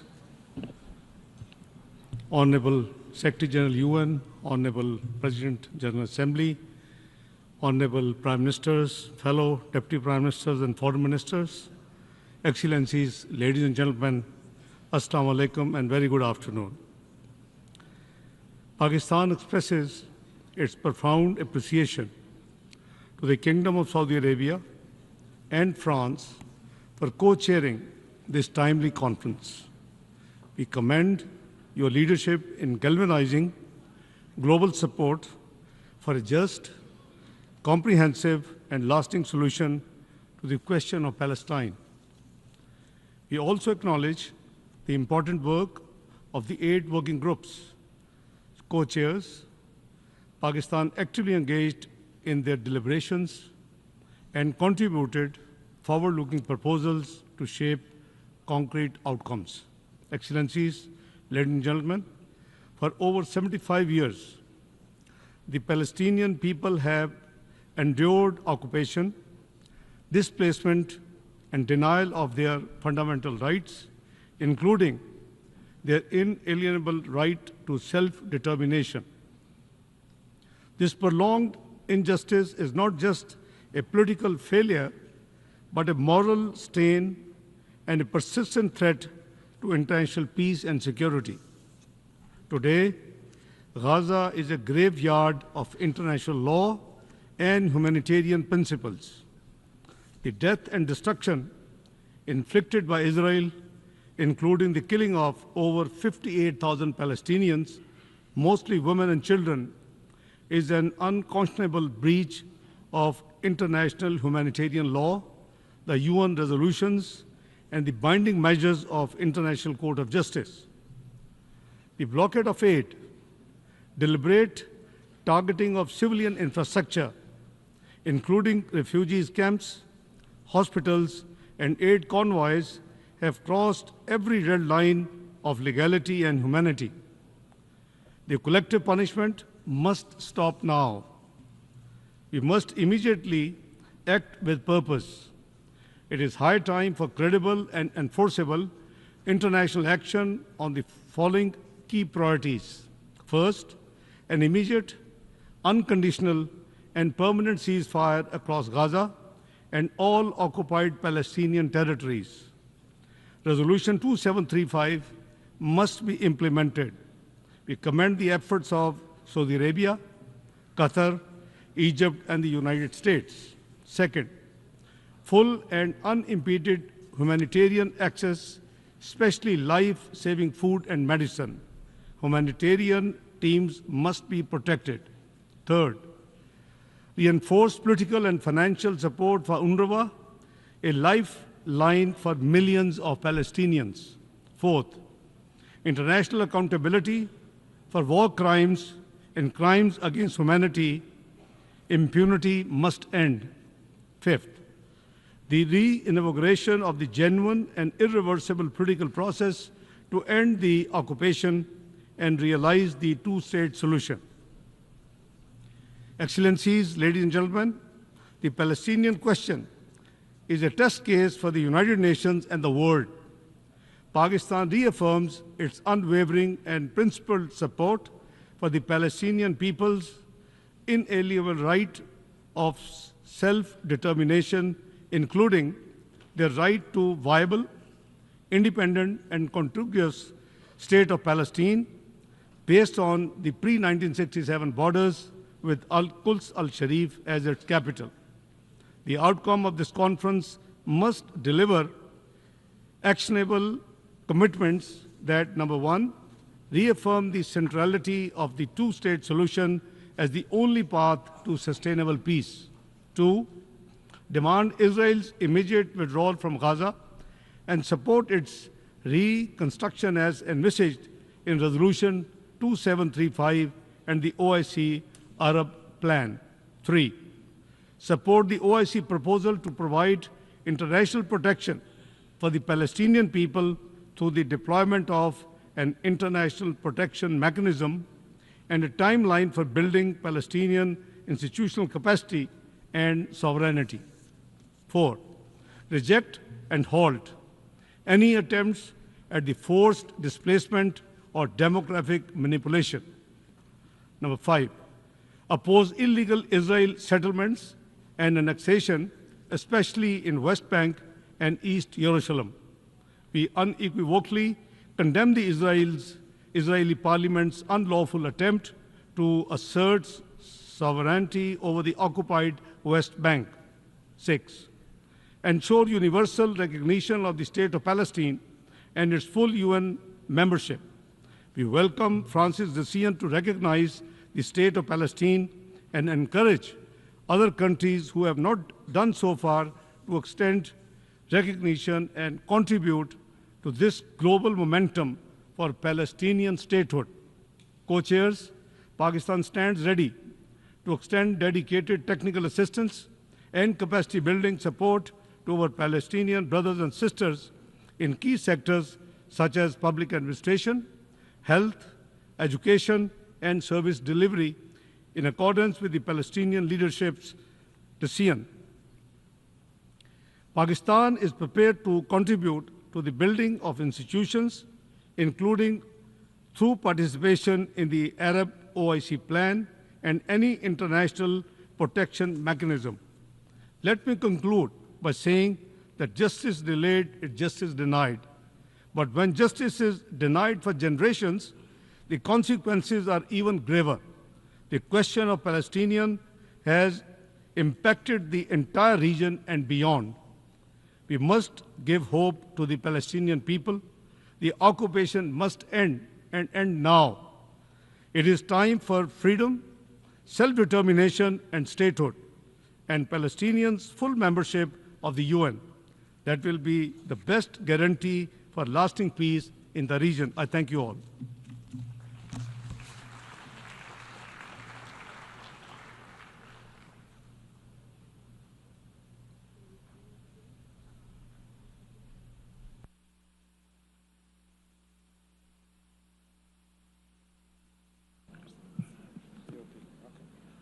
Je remercie.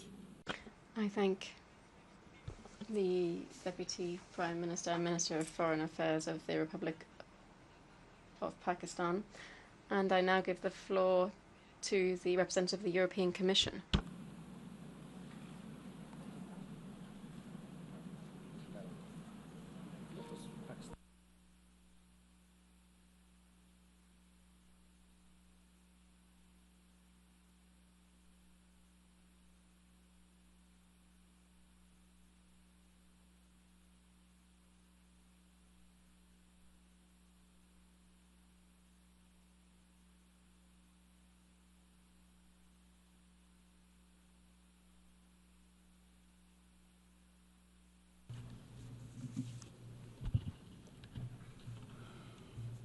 عفوا للتصحيح يتقدم الآن دولة نائب. Correction. We now give the floor to the Deputy Prime Minister and Minister of Foreign Affairs of Iraq. Thank you, President. Excellencies, ladies and gentlemen.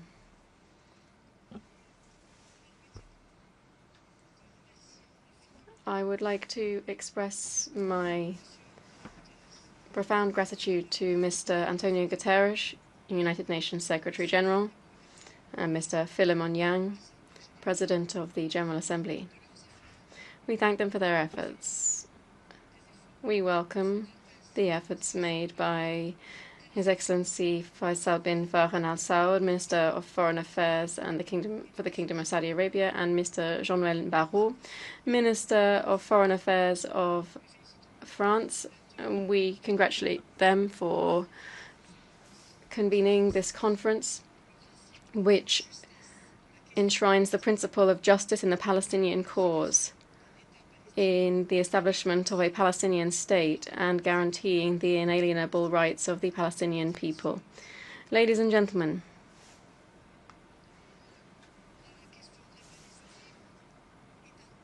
the Palestinian question is a moral test for the international system. The international community has sometimes shown signs of bias, and yet double standards doesn't contribute to building peace. The international community must henceforth support peace. The first step in that direction must be an immediate and unconditional ceasefire in the Gaza Strip. The delivery of humanitarian aid to the besieged and those in need, the wounded, without conditions or obstacles. The lifting of the blockade and the full provision of protection to civilians. Ladies and gentlemen, this conference could represent a step forward that could prevent further humanitarian disasters in Gaza and in the West Bank. It represents a response to our conscience, to our humanity, to salvage what can still be salvaged in light of the scale of the destruction and death perpetrated by the occupying Israeli forces in a series of heinous crimes against humanity. The policy of systematic killing practiced by the Israeli occupying forces is unacceptable. The policy of genocide and apartheid is unacceptable. Forced displacement, forced transfers is unacceptable. Starvation of the population is unacceptable. Expanding the scale of illegal settlements is also unacceptable. All of this exacerbates the humanitarian crisis day after day.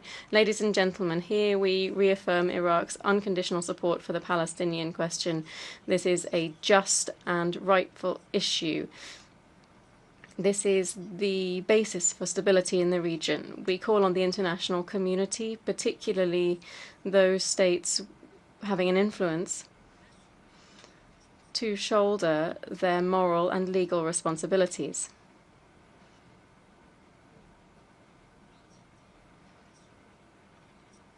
The occupying entity is responsible for grave violations of international law, of international humanitarian law, and UN resolutions. For our part, we will continue to support international initiatives to recognize the state of Palestine as a fully fledged member of the United Nations. We stand ready to participate in any regional or international effort to support the rights of the Palestinians and to bring an end to the occupation.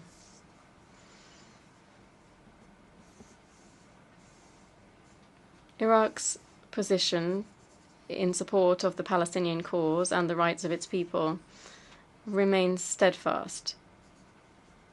That is, the right of its people to reclaim their usurped land. Iraq rejects attempts at forced displacement and condemns repeated attacks on Gaza and the West Bank. We affirm that a just peace and stability in the region cannot be achieved to the detriment of the rights of Palestinians. Iraq is convinced that regional stability will only be realized through the exercise by the Palestinian people of their inalienable right to self-determination and the establishment of an independent Palestinian state with Jerusalem as its capital. Thank you.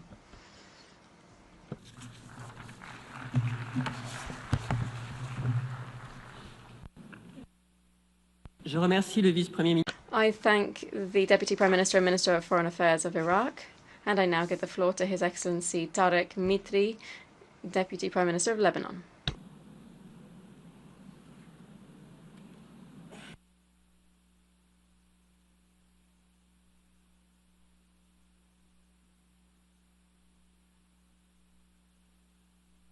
سيدي الرئيس أشكر الجمهورية.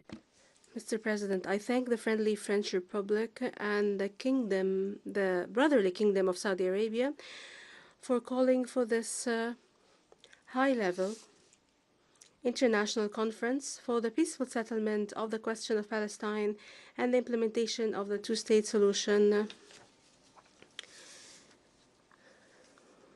in support of the Palestinian people and in affirmation of their legitimate national rights and the establishment of their independent state as a path for just and comprehensive peace. Mr. President, since the Nakba, Palestine has been suffering tragedies year after year and month after month. Occupation, uprooting, displacement, and exile. These crimes are multiplying before our own eyes in Gaza. The occupier persists in siege, killing, starvation, and ethnic cleansing. It rides roughshod over international law and international humanitarian law. We are therefore called upon to work together and quickly to stop the massacre and to protect the credibility of international law, which is being questioned by those who believe in rights in the face of the arrogance of power. Mr. President, it is no secret that the milestones of the road to political solutions are well known. They were written by the international community with UN ink, and they have been engraved on the walls of this international organization. Resolutions adopted by the Security Council, the General Assembly, and the International Court of Justice have established the illegality of occupation and its practices and have called for a two-state solution. Arab leaders called for a permanent and comprehensive solution to the conflict, including the establishment of a Palestinian state on the borders of the 4th of June 1967 with East Jerusalem as its capital, in exchange for peace with Israel. This position has not changed since the 2002 Beirut summit that was initiated by the brotherly Kingdom of Saudi Arabia. Lebanon remains firmly committed to the Arab Peace Initiative, including the right of Palestinians to return to their homes. Mr. President, on behalf of Lebanon, I thank His Excellency, the President of the French Republic, Mr. Emmanuel Macron, for his announcement of the recognition of the Palestinian state next September on the sidelines of the 80th session of the United Nations General Assembly. We highly appreciate France's principal position, which has been pursuing a policy that respects the principles of international legality and international law. I also commend the firm principled position of His Highness Prince Mohammed bin Salman, Crown Prince of the Kingdom of Saudi Arabia, who stressed the need to establish a Palestinian state as a condition for a just peace, which gives the Palestinian cause support in the face of the alarming recent escalation that we're witnessing in the Palestinian territory, including settlement, legalizing settlement, killing, displacement, and systematic destruction of educational, social, and relief institutions, foremost of which is UNRWA. These crimes have sparked widespread anger across the world and great popular solidarity with the right of the Palestinian people to live in dignity on their land, which was evident in the positions of the states participating in this conference and has accelerated the recognition of a number of them of the State of Palestine. I mentioned Spain, Ireland, Norway, and Slovenia, which have not hesitated to speak clearly and loudly against force in support of rights. Mr. President, for 2 years now, my country, Lebanon, has been suffering from the horrors of repeated Israeli aggression against its sovereignty, territory, and people. And despite our full commitment to the implementation of Resolution 1701, and despite Lebanon's commitment to the arrangements for the cessation of hostilities agreed upon in November 2024, and despite the Lebanese armed forces assistance provided to UNIFIL forces to deploy along the Lebanese international border and making sure that only state has the monopoly on weapons south of the Litani River. And despite all the effort made by the President of the Republic, the Prime Minister, and our government to reach a state of our government control of weapons on all Lebanese territory, despite all of this, Israel continues to attack Lebanese territory every single day, violating Lebanon's sovereignty and killing its citizens. It also continues to occupy 5 points inside the Lebanese territory and has established 2 buffer zones, not to mention continuing to occupy the Sheba Farms, Kafr Shuba Hills, and the outskirts of the town of Al-Mari. Mr. President, I take this opportunity from this podium to thank the United Nations for all the support it provides to Lebanon through its agencies, and in particular through UNIFIL, whose role we stress as important in supporting the Lebanese armed forces and in maintaining stability along the internationally recognized borders. Lebanon has requested that its mandate be renewed for 1 year without any modification. And we hope that the Security Council would respond favorably to this request. Mr. President, let this conference be a sign of solidarity that the Palestinian people deserve, and action towards coordination and continued effort to defend and uphold the rights of this people. This will reinforce the full meaning of international legitimacy and enhances its effectiveness. I thank you, Mr. President.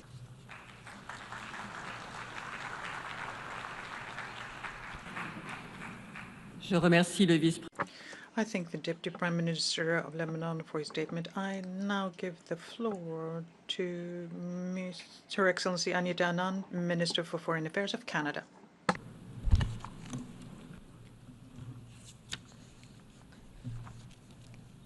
Excellencies, distinguished delegates, honored colleagues, the Palestinian question is at the heart of any hope for long-term stability in the Middle East. Despite the complexity of the situation, our collective presence here today reflects strong international support for a negotiated solution, one that ensures Palestinian self-determination and Israeli security, and one that charts a path toward lasting regional peace and prosperity. As Article 1 of the UN Declaration of Human Rights states, all human beings are born free and equal in dignity and rights. Canada remains firmly committed to a two-state solution, an independent, viable, and sovereign Palestinian state living side by side with Israel in peace and security. Canada supports the Palestinian people's right to self-determination, and we endorse the principle of Palestinian statehood. We shall continue to discuss with the Palestinian Authority the next steps in our relationship. A workable Palestinian state needs legitimate, democratic governance that serves all Palestinian people. Crucially important is the Palestinian Authority's commitment to undertake the comprehensive reforms necessary to govern Gaza and the West Bank. To that end, today, Canada is pledging an additional $10 million this year to accelerate reform and capacity building for the Palestinian Authority. Canada's commitment to a two-state solution is rooted in our desire to see the Palestinian people living with freedom and dignity, and to see Israelis live in peace and security also. In this light, this path is not only the most just course, it is the only sustainable one. À Gaza, la situation humaine. The humanitarian situation in Gaza is disastrous. Numerous Palestinians are dying from hunger. They're killed as they're trying to obtain food and water, or during a military operation which resulted in numerous victims. And those who survive are exposed to avoidable disease and death. This is unacceptable. The continued detention of hostages held captive by Hamas since the 7th of October 2023, and we call for their immediate and unconditional release. Hamas must immediately and unconditionally release all hostages. Hamas can have no role in Gaza's future governance. Israel's right to live in peace and security with its neighbors has long been and continues to be a key principle of Canada's Middle East policy. I believe this right must be recognized by all partners who are committed to peace. To this principle must be joined our shared commitment to Palestine's right to live in peace and security also. Joined by international partners, Canada also recently condemned the ongoing civilian suffering. We condemn the inhumane killing of civilians, including children. We condemn the ongoing expansion of settlements and settler violence in the West Bank, and we condemn the forced displacement of the Palestinian population. The actions outlined just now are all violations of international humanitarian law. We urge all partners to continue to support a principled response through non-governmental humanitarian organizations, organizations with proven capacity to deliver humanitarian assistance at scale. Canada has committed more than $315 million in humanitarian aid to Gaza, making us the third largest bilateral donor in response to this crisis. This includes support to the World Food Program to address critical food assistance needs, support to the International Committee of the Red Cross, Red Crescent to provide emergency medical care and protection, support to UNICEF to deliver urgent nutritional supplies to malnourished children, and support to other experienced humanitarian partners and NGOs as well.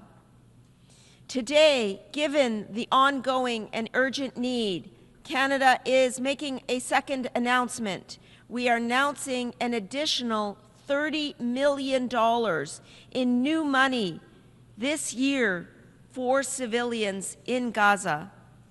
This funding will allow more aid to be pre-positioned in Jordan and the region and ready to be delivered at scale.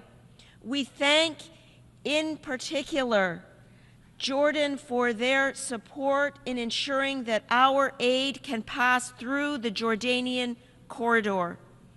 Aujourd'hui, compte tenu des Today, given the continued needs, we announced $30 million in additional money for the Palestinians in Gaza.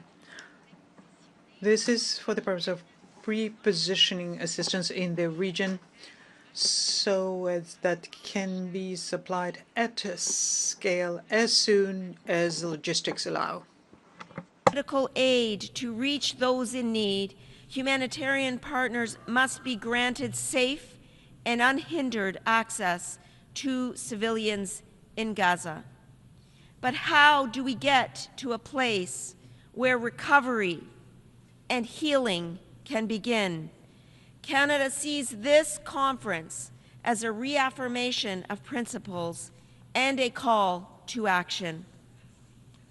A lasting political solution requires a permanent ceasefire to begin the hard work of rebuilding institutions, restoring trust, and the conditions for a viable two-state solution. In this regard, Canada commends the effort of Qatar, Egypt, and the United States in looking to secure a ceasefire. No durable solution can emerge without all parties at the table. The Government of Canada will be present with humanitarian aid, and we will play a leading role in building bridges to more aid for Gaza with our international partners. Merci beaucoup. Thank you so much.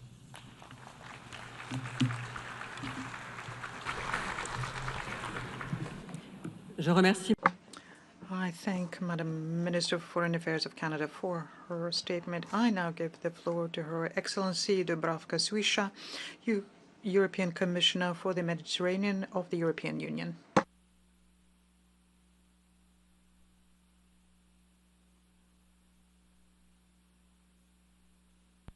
Excellencies, dear Secretary General, we salute the historic initiative of United Nations and France and the Kingdom of Saudi Arabia to convene this conference. The European Union is fully committed to achieving lasting peace in the Middle East region, our immediate neighborhood. We support the two-state solution in accordance with international law. We want to see Israel and Palestine living side by side in peace and security within recognized borders. Let me first address the situation in Gaza. Since the 7th October terrorist attacks on Israel, the world has been witnessing an unprecedented tragedy. The European Union continues to call for a ceasefire, the release of all hostages, a swift flow of humanitarian aid, and disarmament of Hamas.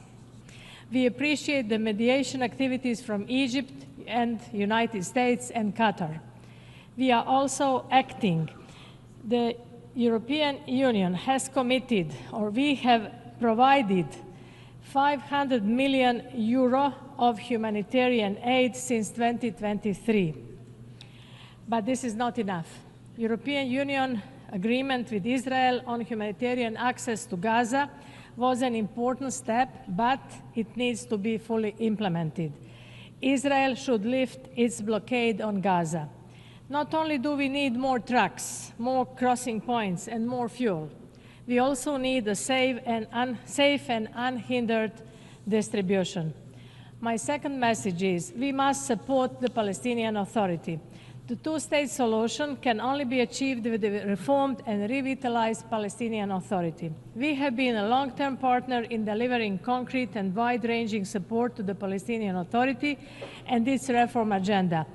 I'm pleased to inform you today that the Palestinian Authority has already delivered on key milestones.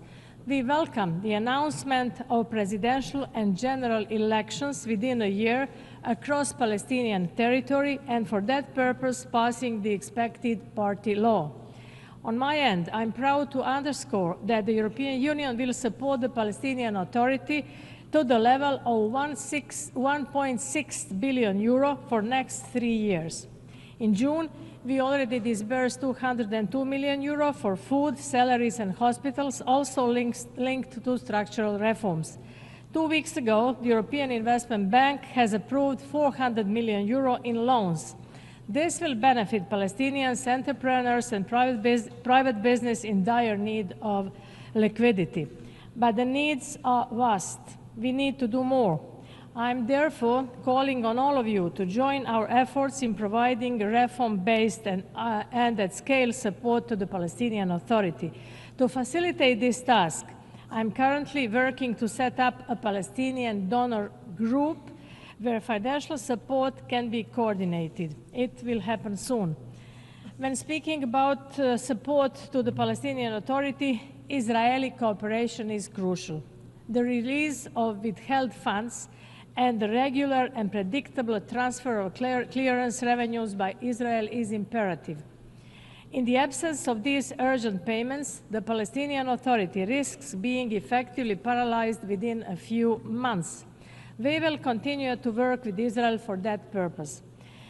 We also need to look ahead and think about reconstruction. We are ready to provide further assistance when conditions are met, and we welcome efforts in this direction of the Arab Plan for Gaza reconstruction.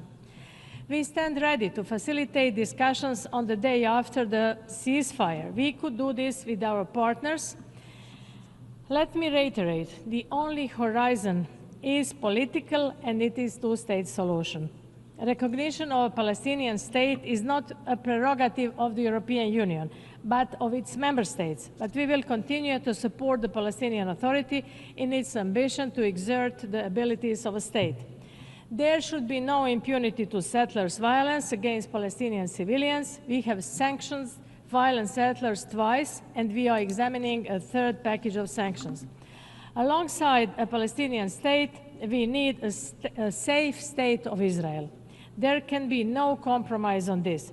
Terrorism cannot prevail. Hamas must be fully disarmed and cannot be part of any solution in Gaza. The European Union has welcomed the Abraham Accords as a positive development for regional stability and cooperation. Concrete commitments to regional integration and the regional security architecture are part of the unprecedented peace package that the European Union and the Arab League have co-chaired in the context of this conference. Civil society should be fully associated, as it has a fundamental role to shape a new narrative, to fight incitement and promote dialogue. We need also to hear the voice of women. The European Union is working in support of these efforts. Dear Excellencies, this conference is about taking concrete steps forward. In fact, there is already a follow-up mechanism in place to implement the concrete action agenda, the Global Alliance for the Implementation of the Two-State Solution. And we should mandate the Global Alliance to do so. The European Union remains available and ready as a neighbor and as a major partner to both Israel and the Palestinian Authority to work actively to end the war and towards the two-state solution. Thank you so much.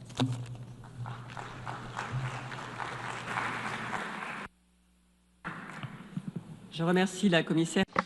I thank the European Commissioner for the Mediterranean for a statement, and now give the floor to His Excellency Mauro Luis Vieira, Minister for Foreign Affairs of Brazil.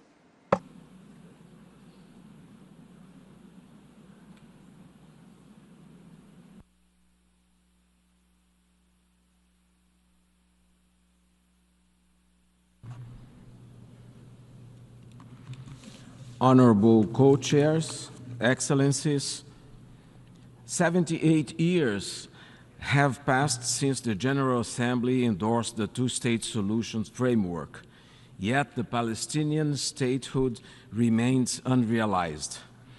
Brazil played a key role in that historic decision.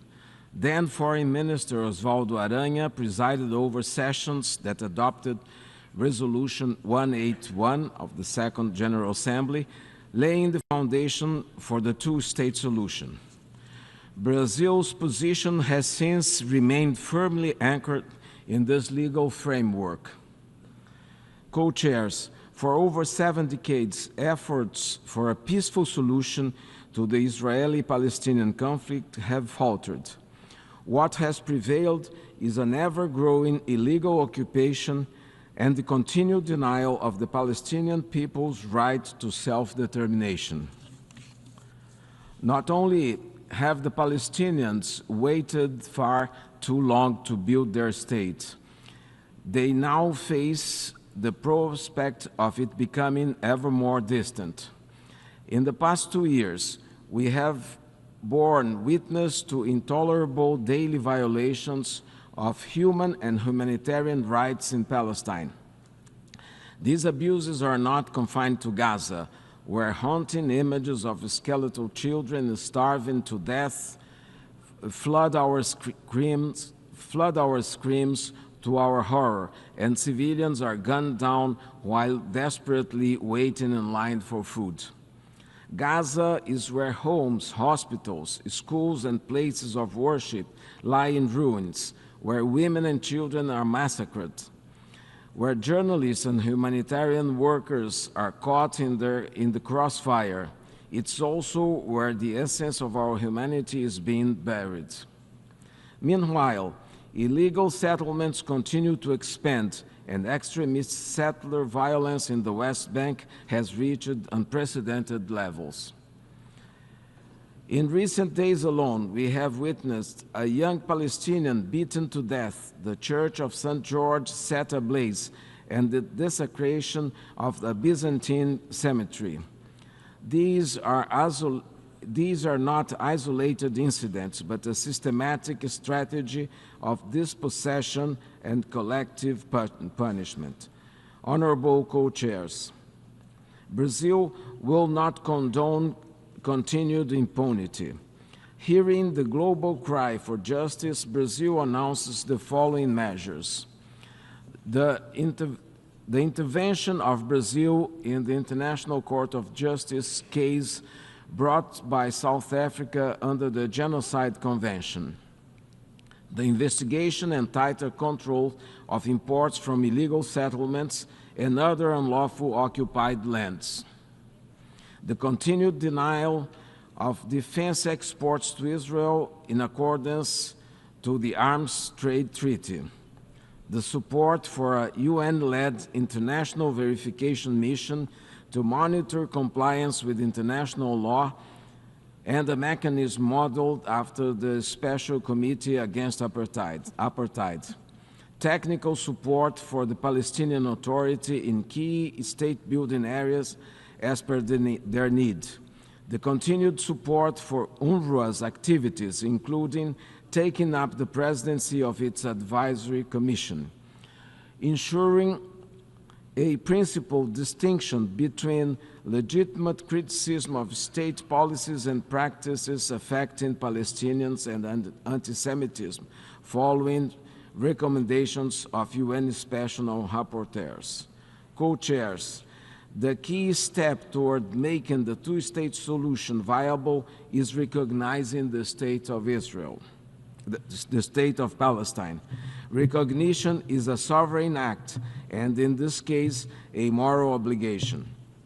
Virtually all Latin American and Caribbean countries, including Brazil, since 2010, recognize the state of Palestine, as do most African and Asian countries.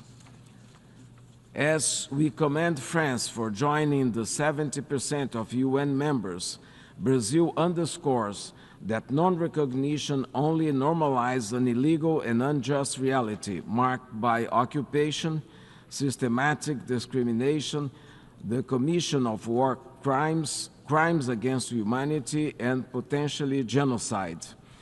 Recognizing Palestinian sovereignty strengthens its legitimacy, and the Palestinian case for full UN membership.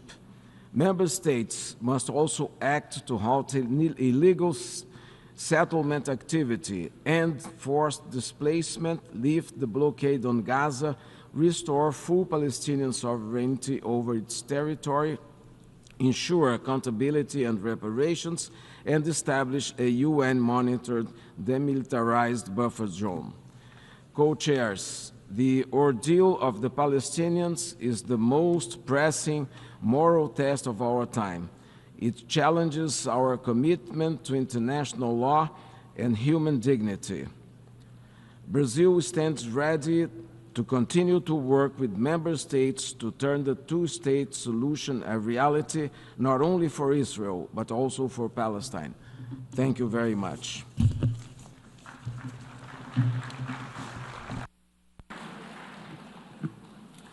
Je remercie. I thank the Minister of Foreign Affairs of Brazil for his statement. I'll now give the floor to His Excellency Badr Ahmed Mohamed Abdelati, Minister for Foreign Affairs, Immigration and Egyptian expatriates of Egypt.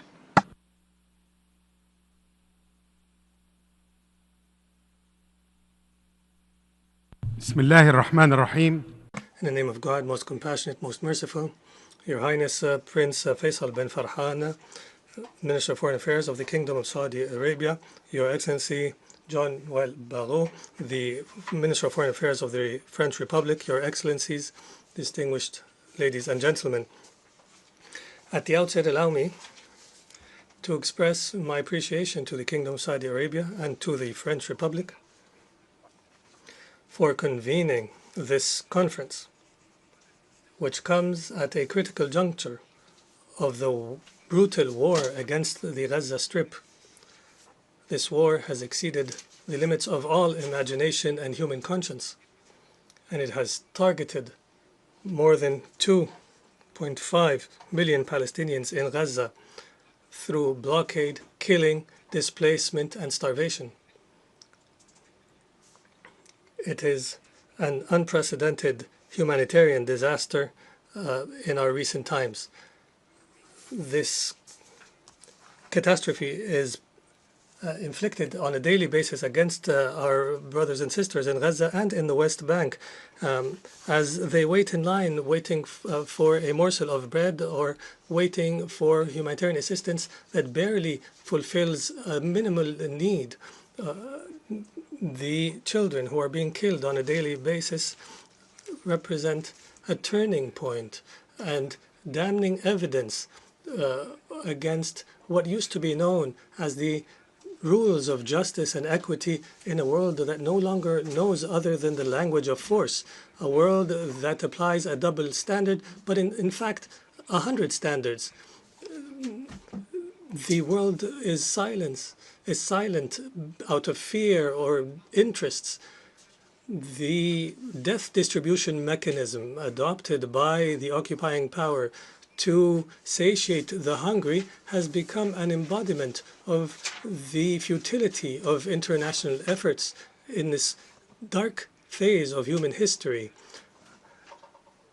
I believe that this conference today is not only for sake of coordinating international positions to address the humanitarian crisis in the occupied Palestinian territory, including Gaza, the West Bank, and East Jerusalem, but in fact, it goes beyond that to achieve two main things. One, the collective efforts to address the root causes of this crisis through revival of the two-state solution as the only means to end the conflict and to establish regional security. The second is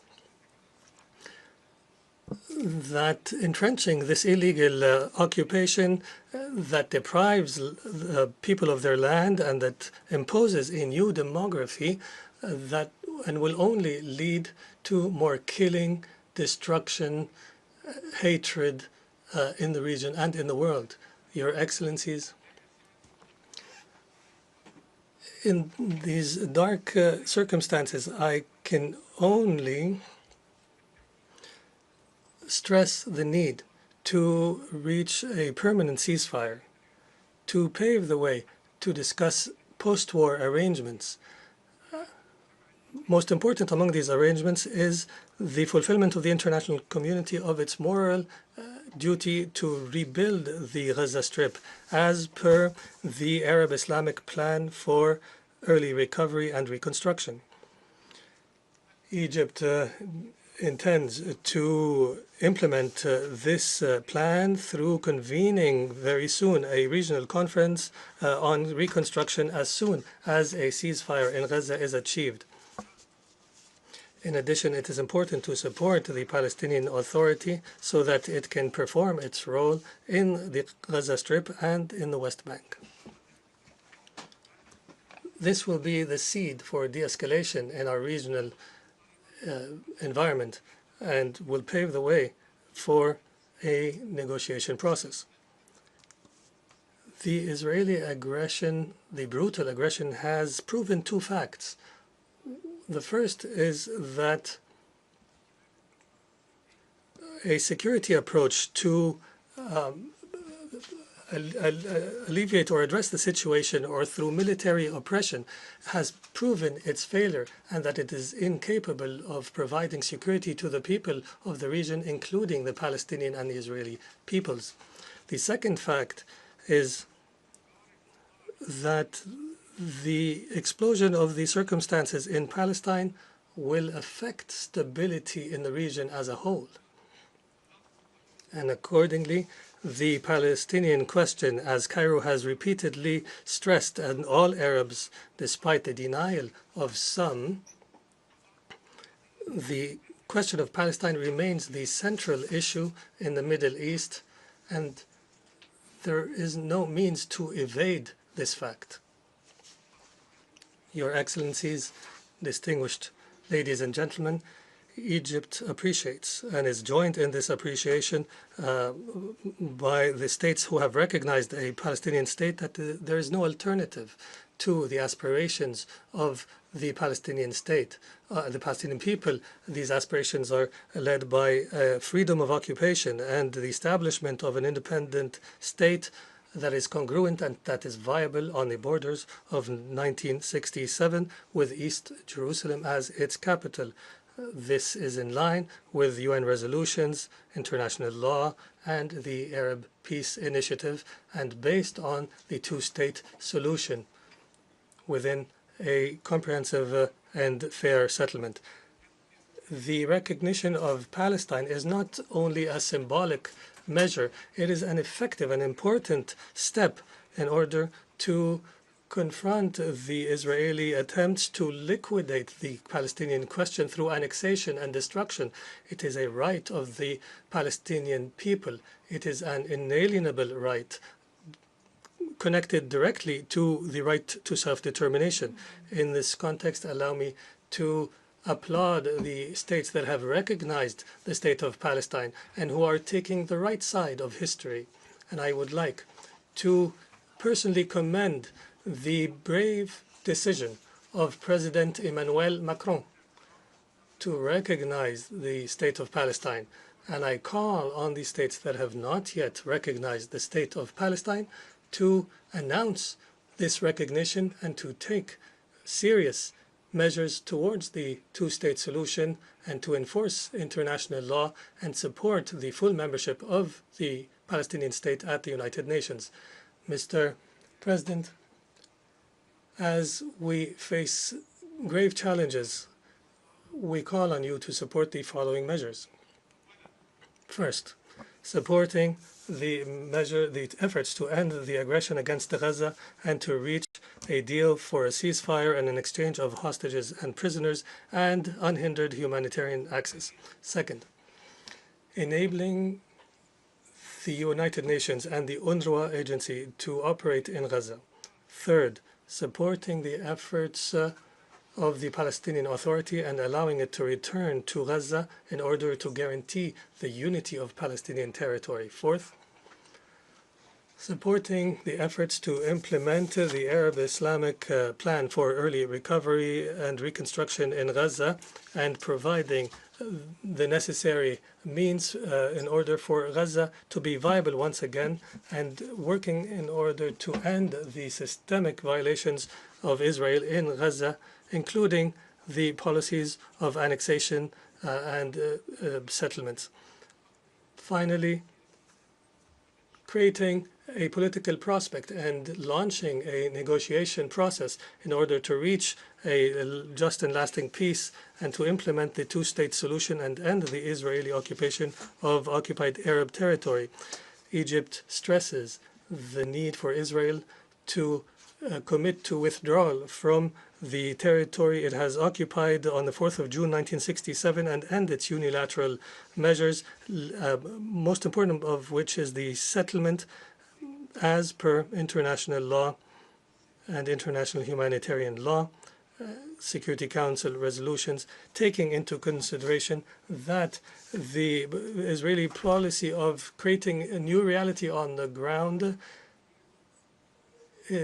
fully undermines the establishment of a Palestinian state and the two-state solution that is recognized by the international community as a basis for resolving the Israeli-Arab conflict.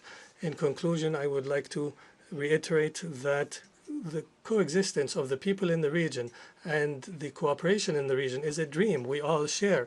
And Egypt has worked towards this dream through its peace treaty with Israel in 1979. However, this dream will not become a reality so long as the attempts of using force and imposing a reality in these relations by Israel continues.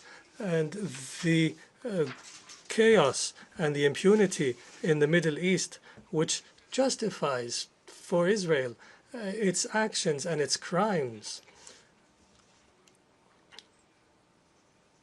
our goals will not be achieved except through respect for international law, justice, and equity. I call on you to cooperate in order to change this dark and painful reality in the region and to build on the outcome of this conference in order to achieve a comprehensive and just peace for all people in the region. Thank you very much.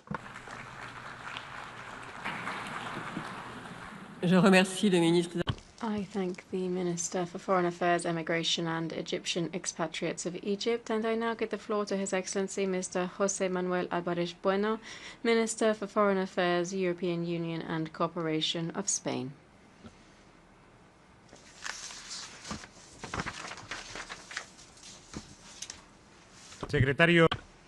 Secretary General, President of the General Assembly, Prince Faisal, Minister of Foreign Affairs of Saudi Arabia, distinguished colleagues, excellencies.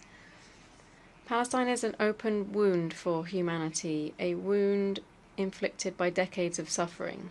The first United Nations peace mission in 1948 was specifically and in Palestine. 77 years have passed since then, and today we find ourselves mired in the longest and bloodiest phase of this conflict. More than 60,000 Palestinians have lost their lives. Homes, schools, and hospitals have been reduced to rubble.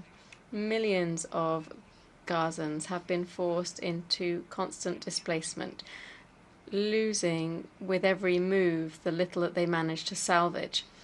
Their houses, hospitals, schools, and refugee shelters have been bombarded. This is a population that is dying disgracefully, starving, attacked while queuing for food, while trucks carrying international aid are blocked.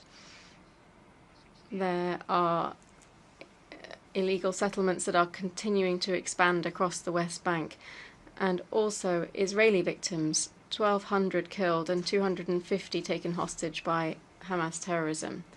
We must always remember all of these victims. We must understand that pain doesn't distinguish between creed, ideology, or border. We don't defend sides. We defend innocent lives. We should understand that preserving peace, life, and humanity is the principle that gives meaning to this organization and the goal that should guide our decisions. Today, once again, I reaffirm Spain's unwavering commitment to the United Nations, to multilateralism, and to respect for international law. The values and institutions represented by this organization are the only bulwark against arbitrariness, imposition, and violence. And it is steadfast in this belief, and with all of the victims in our thoughts, that today we have to talk about hope. Hope because here at the United Nations we have representatives from across the world to say that peace is possible and that there are more and more of us who are working to make it a reality. It's impossible to look away now.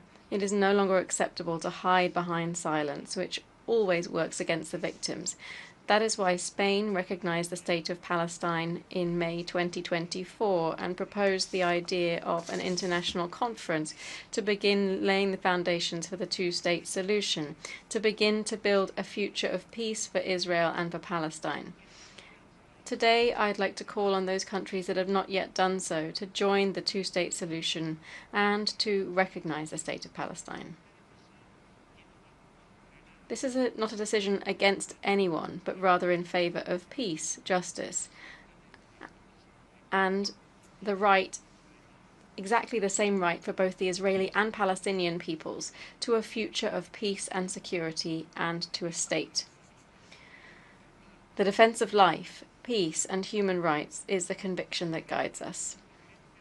Hence, I demand and reiterate the demand for the release of all hostages, and I express our full solidarity with their families. Neither Hamas nor any terrorist group can have any role in the future of Palestine. Spain, therefore, stands ready to deliver all necessary humanitarian aid to Gaza in response to the starvation. We have tripled our support to the Palestinian Authority. We have taken sanctions against violent settlers and those who sabotage the two-state solution and will continue to do so. We have asked within the European Union for the suspension of the association agreement, and we have adopted an embargo on the sale of weapons to Israel. The Middle East doesn't need more weapons, it needs peace. That's why we're participating in proceedings before the International Court of Justice, and we are supporting investigations into crimes that may have been committed. We, together with Palestine, promoted a resolution adopted here in June to protect the civilian population. We are demanding an immediate ceasefire, the massive entry of humanitarian aid, the release of hostages, and the reconstruction of Gaza. From the outset, we have said that overcoming this crisis calls for the two-state solution, Israel and Palestine living side by side in peace and security, with Gaza and the West Bank under a single Palestinian Authority, with territorial contiguity connected by a corridor with access to the sea and with East Jerusalem as their capital. We've also stated that this solution should be applied through an international conference with the participation of all states that are committed to justice and peace. In recent years, we have advanced in this direction through the Madrid Plus group, which now includes countries from all regional groups of the United Nations, providing leadership and unity. We've also worked through instruments such as the Global Alliance for the Two-State Solution. This includes more than 90 countries and organizations. This diplomatic initiative that is starting to take shape today at this conference and to make these proposals a reality means that we need to translate the beliefs that bring us together into concrete steps. Spain today wants to put forward specific proposals. Firstly, we should have a timeline that sets a deadline for Palestine to be a fully fledged member of the United Nations. Second, negotiations must have a clear objective. That is, the establishment of the State of Palestine with the parameters of United Nations resolutions and negotiations between the parties. And we suggest that the conclusions of this conference should reflect these parameters. Third, this initiative aims to ensure recognition of the State of Palestine and of Israel by those countries that have not yet done so. and we also appeal to those countries to do that. This initiative must be open to all UN members, providing a framework that gives a new meaning to these recognitions. And finally, we have to safeguard this initiative against those that wish to sabotage it. These are proposals that set a clear objective, that is to implement the two-state solution. They propose a framework of action that responds to the current reality and concrete measures that will allow us to achieve results within a time frame of no more than 15 months. Spain is working for a collective vision that will set a path towards peace in the Middle East. We are all well aware of the decades of pain that precede us. Hence why it is all the more urgent and necessary to take a decision today. Now is the time to fulfill the promise that gave meaning to this organization. It's time to unite for peace, and above all, it is time to close the wound that humanity has with Palestine and to deliver justice to the Palestinian people through peace and security to all in the Middle East.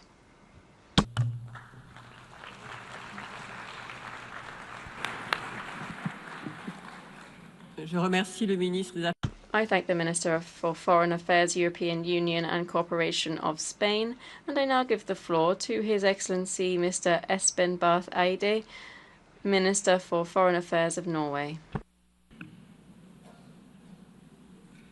Excellencies, ladies and gentlemen, let me first thank our co-chairs, His Highness Prince Faisal Al Farhan and His Excellency Foreign Minister Jean-Noël Barrot of Kingdom of Saudi Arabia and France for bringing us together. And let me thank you in particular, Prince Faisal, for the very close cooperation that we have established, Kingdom of Saudi Arabia and Norway, together with the European Union in establishing the global coalition for implementing the two-state solution. And let me also commend the bold move by President Macron in announcing his upcoming recognition of Palestine. Ladies and gentlemen, the carnage must stop. The situation in Gaza is dystopic, it is horrific, it is unbearable, and it's unacceptable. It is frankly a disgrace to humanity. The fact that children, women, and men are dying from bombs, from bullets, from burns, from starvation, from disease cannot continue. This war must end. Humanitarian support must come in. Hostages must be released. We have to get out of this total, horrific, man-made catastrophe immediately. We need to end the war. But even ending the war in Gaza is not enough, because we are gathered here to look beyond that, look beyond the immediate. We also need to end the conflict. The conflict is decades old. It has been with us since the very young United Nations was deciding on how to divide the British Mandate territory of Palestine into what was supposed to be a Jewish state of Israel and a state also for the Palestinian people. One of these states is there. We recognized Israel in 1949, and we were happy that Israel was established as the expression of the long dream of establishing a Jewish homeland. But the other state never came around. Working for ending the conflict is also about fulfilling this promise, which was never completed, never fulfilled, which is an integral part of the history of the world and the history of our United Nations. It's an obligation that we share, and it's an obligation on which we now have to deliver. As the Secretary General very well said, it's about the right to self-determination, which applies also to the Palestinian people, as it does to other peoples of the planet. And as the highest court in the world, the UN Court, International Court of Justice, has very clearly established, Israel's occupation is illegal. It has to come to an end. And the recent decision in the Israeli Knesset of annexing part of the occupied territory is hence a blatant violation of international law. International law and rules only are rules if they apply to all people all of the time. If they only apply to some people some of the time, it is rather a menu from which we choose our arguments to punish our adversaries, but they are not rules. And a very integral part of Norway's approach to this and to so many other conflicts is that international law, international human rights law, international humanitarian law apply to all people in all circumstances all the time. Otherwise, we do not have a world community of principles. And these principles are frankly being made a mockery of in what's happening in Gaza at this time. We also have an obligation to prevent genocide. And while the International Court of Justice has not expressed a final conclusion in the genocide case, it has advised Israel very clearly, according to Article 2 of the Convention to Prevent Genocide, that it has obligations for avoiding anything that could lead in that direction, but also the rest of us, all of the states, that we are in no way contributing to anything that could lead to such an outcome. We take that seriously. Norway has no arms sales to Israel.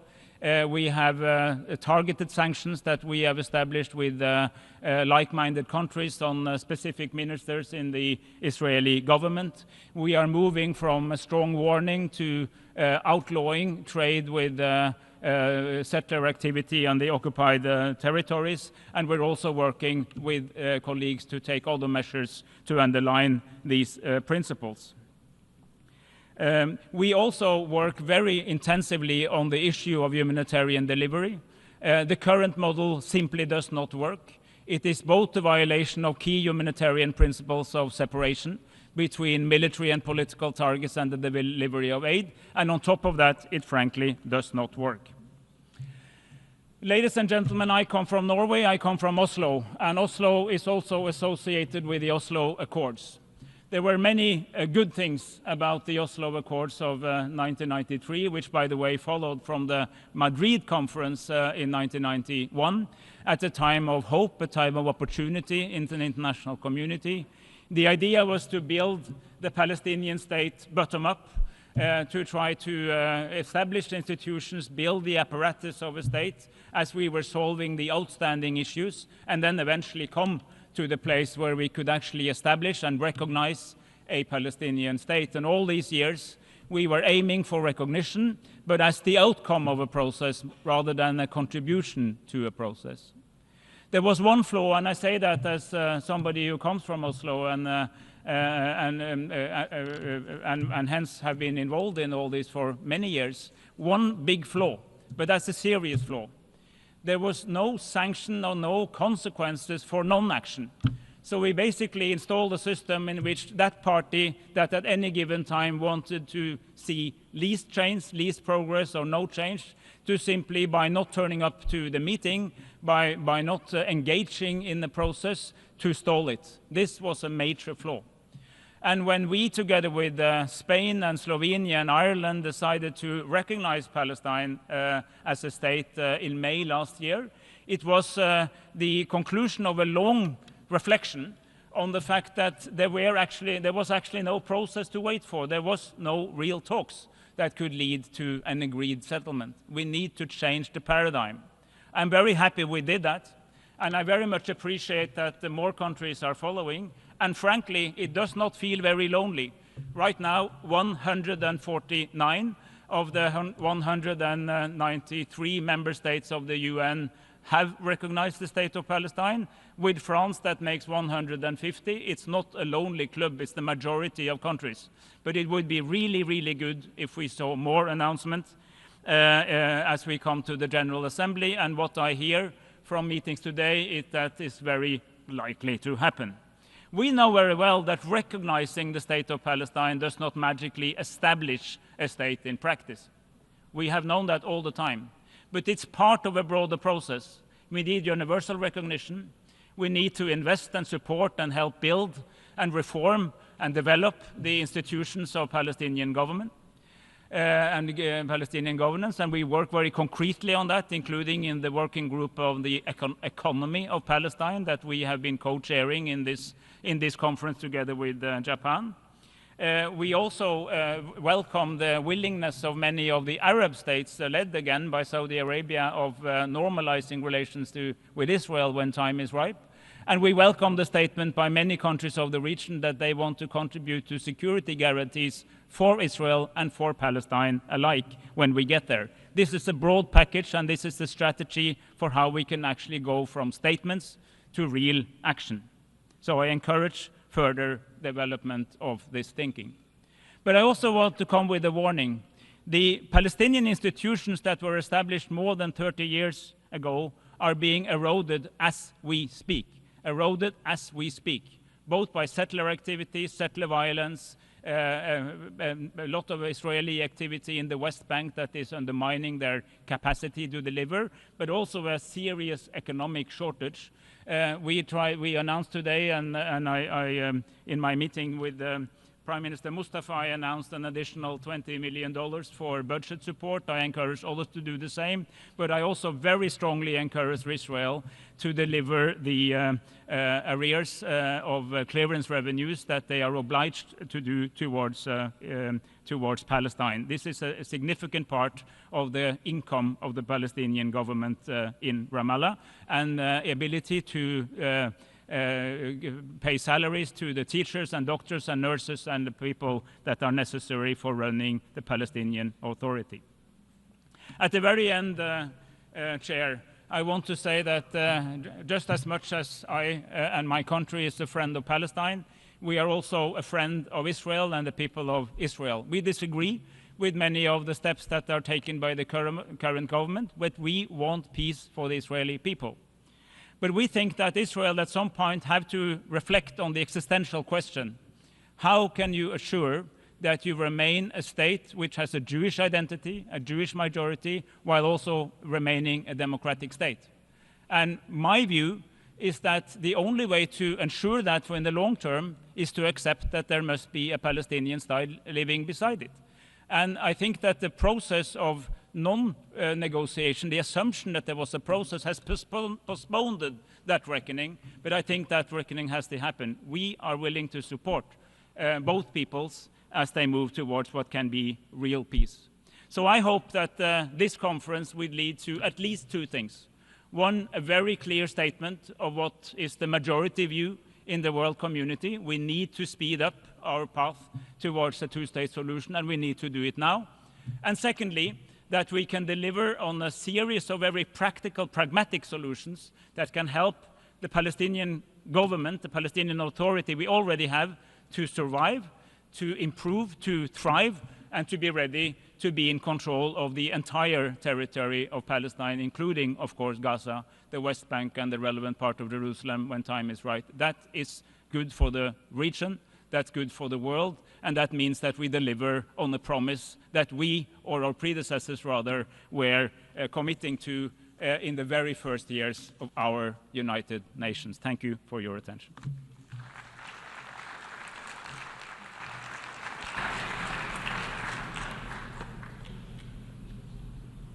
I thank the Foreign Minister of Norway for his intervention. And now I welcome His Excellency Yassine Fall, the Foreign Minister of Senegal.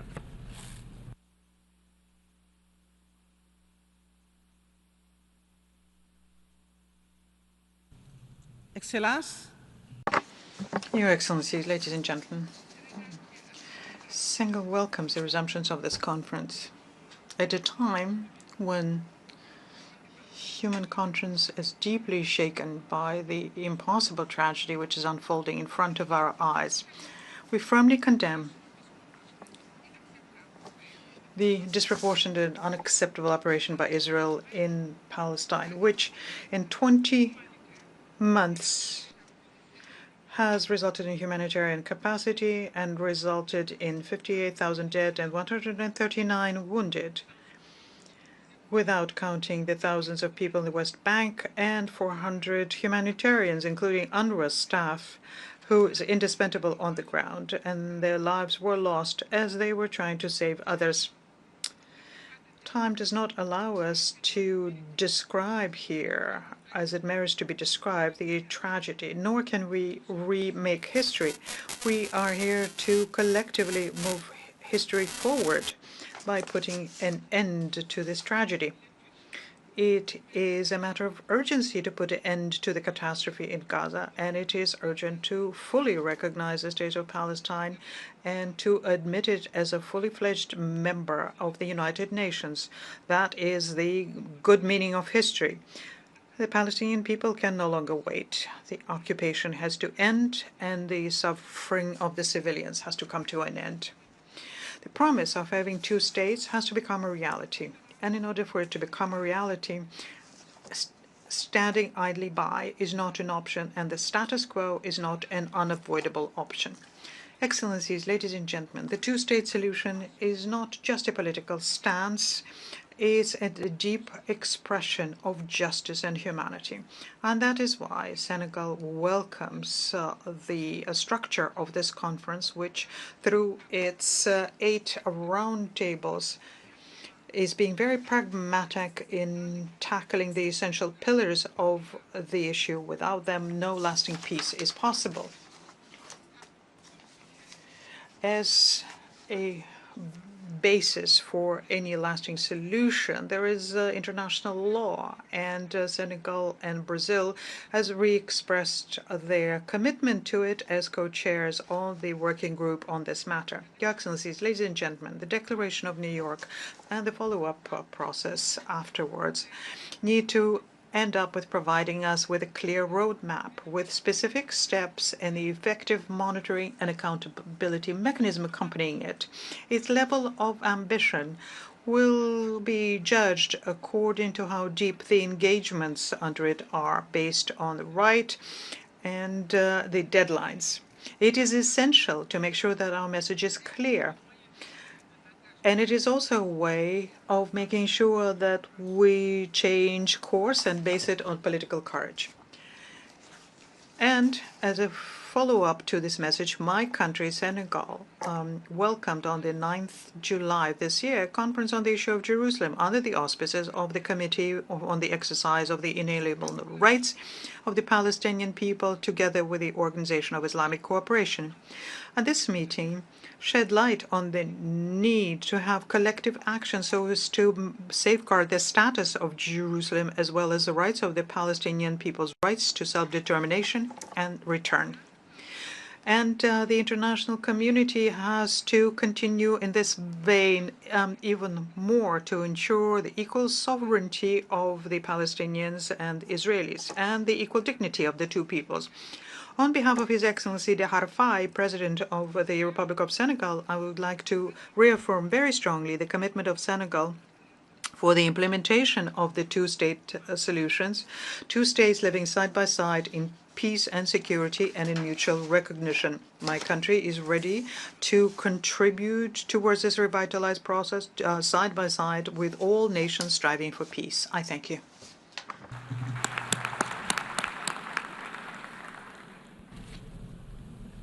أشكر معالي وزيرة الخارجية وزيرة التكامل. I thank Her Excellency Minister for Foreign Affairs of Senegal, and I now give the floor to Mr. Merzouk, Minister for Foreign Affairs, African Cooperation, and Mauritanians abroad.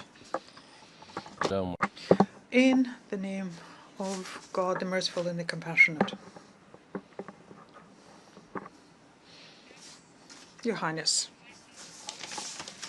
Faisal bin Farhan Al Saud, Minister of Foreign Affairs of the Kingdom of Saudi Arabia, Your Excellency Jean-Noël Barrot, Minister of Foreign Affairs of the French Republic, Your Excellencies, ladies and gentlemen, may the peace of God be upon you.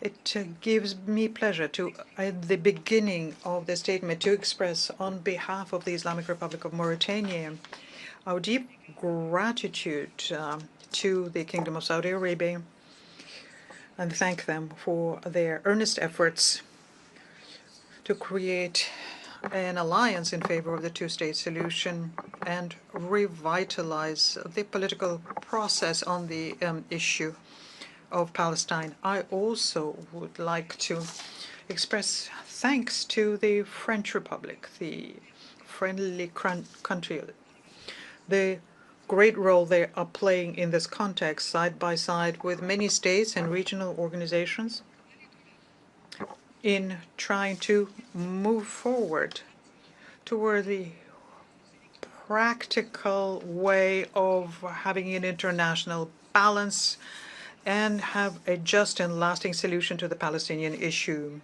Ladies and gentlemen, the Palestinian cause for which we gather today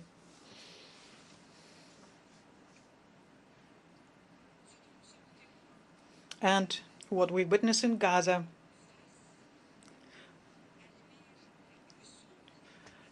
shows us the darkest image of human decadence, and we therefore have to, faced with that, we have to reaffirm our dual duty, both historic and moral, to protect and safeguard the rights, including the right to life, dignity, and peace, the rights to which the world has committed itself. And we hope that this horrendous situation we are witnessing today, both individually and collectively, will give birth to a new multilateral global order which is stronger and more effective. And this is the very essence of our message and the goal we strive to achieve.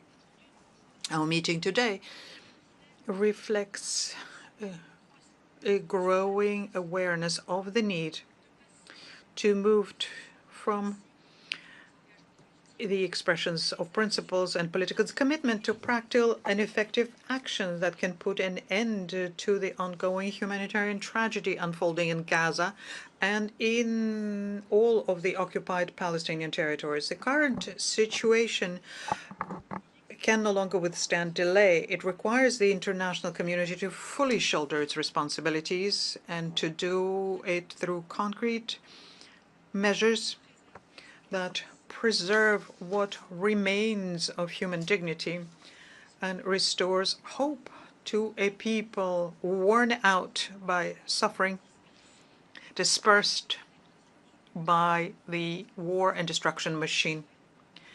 This, in fact, amongst many of us at the international community, there is a conviction that political inaction is no longer an option,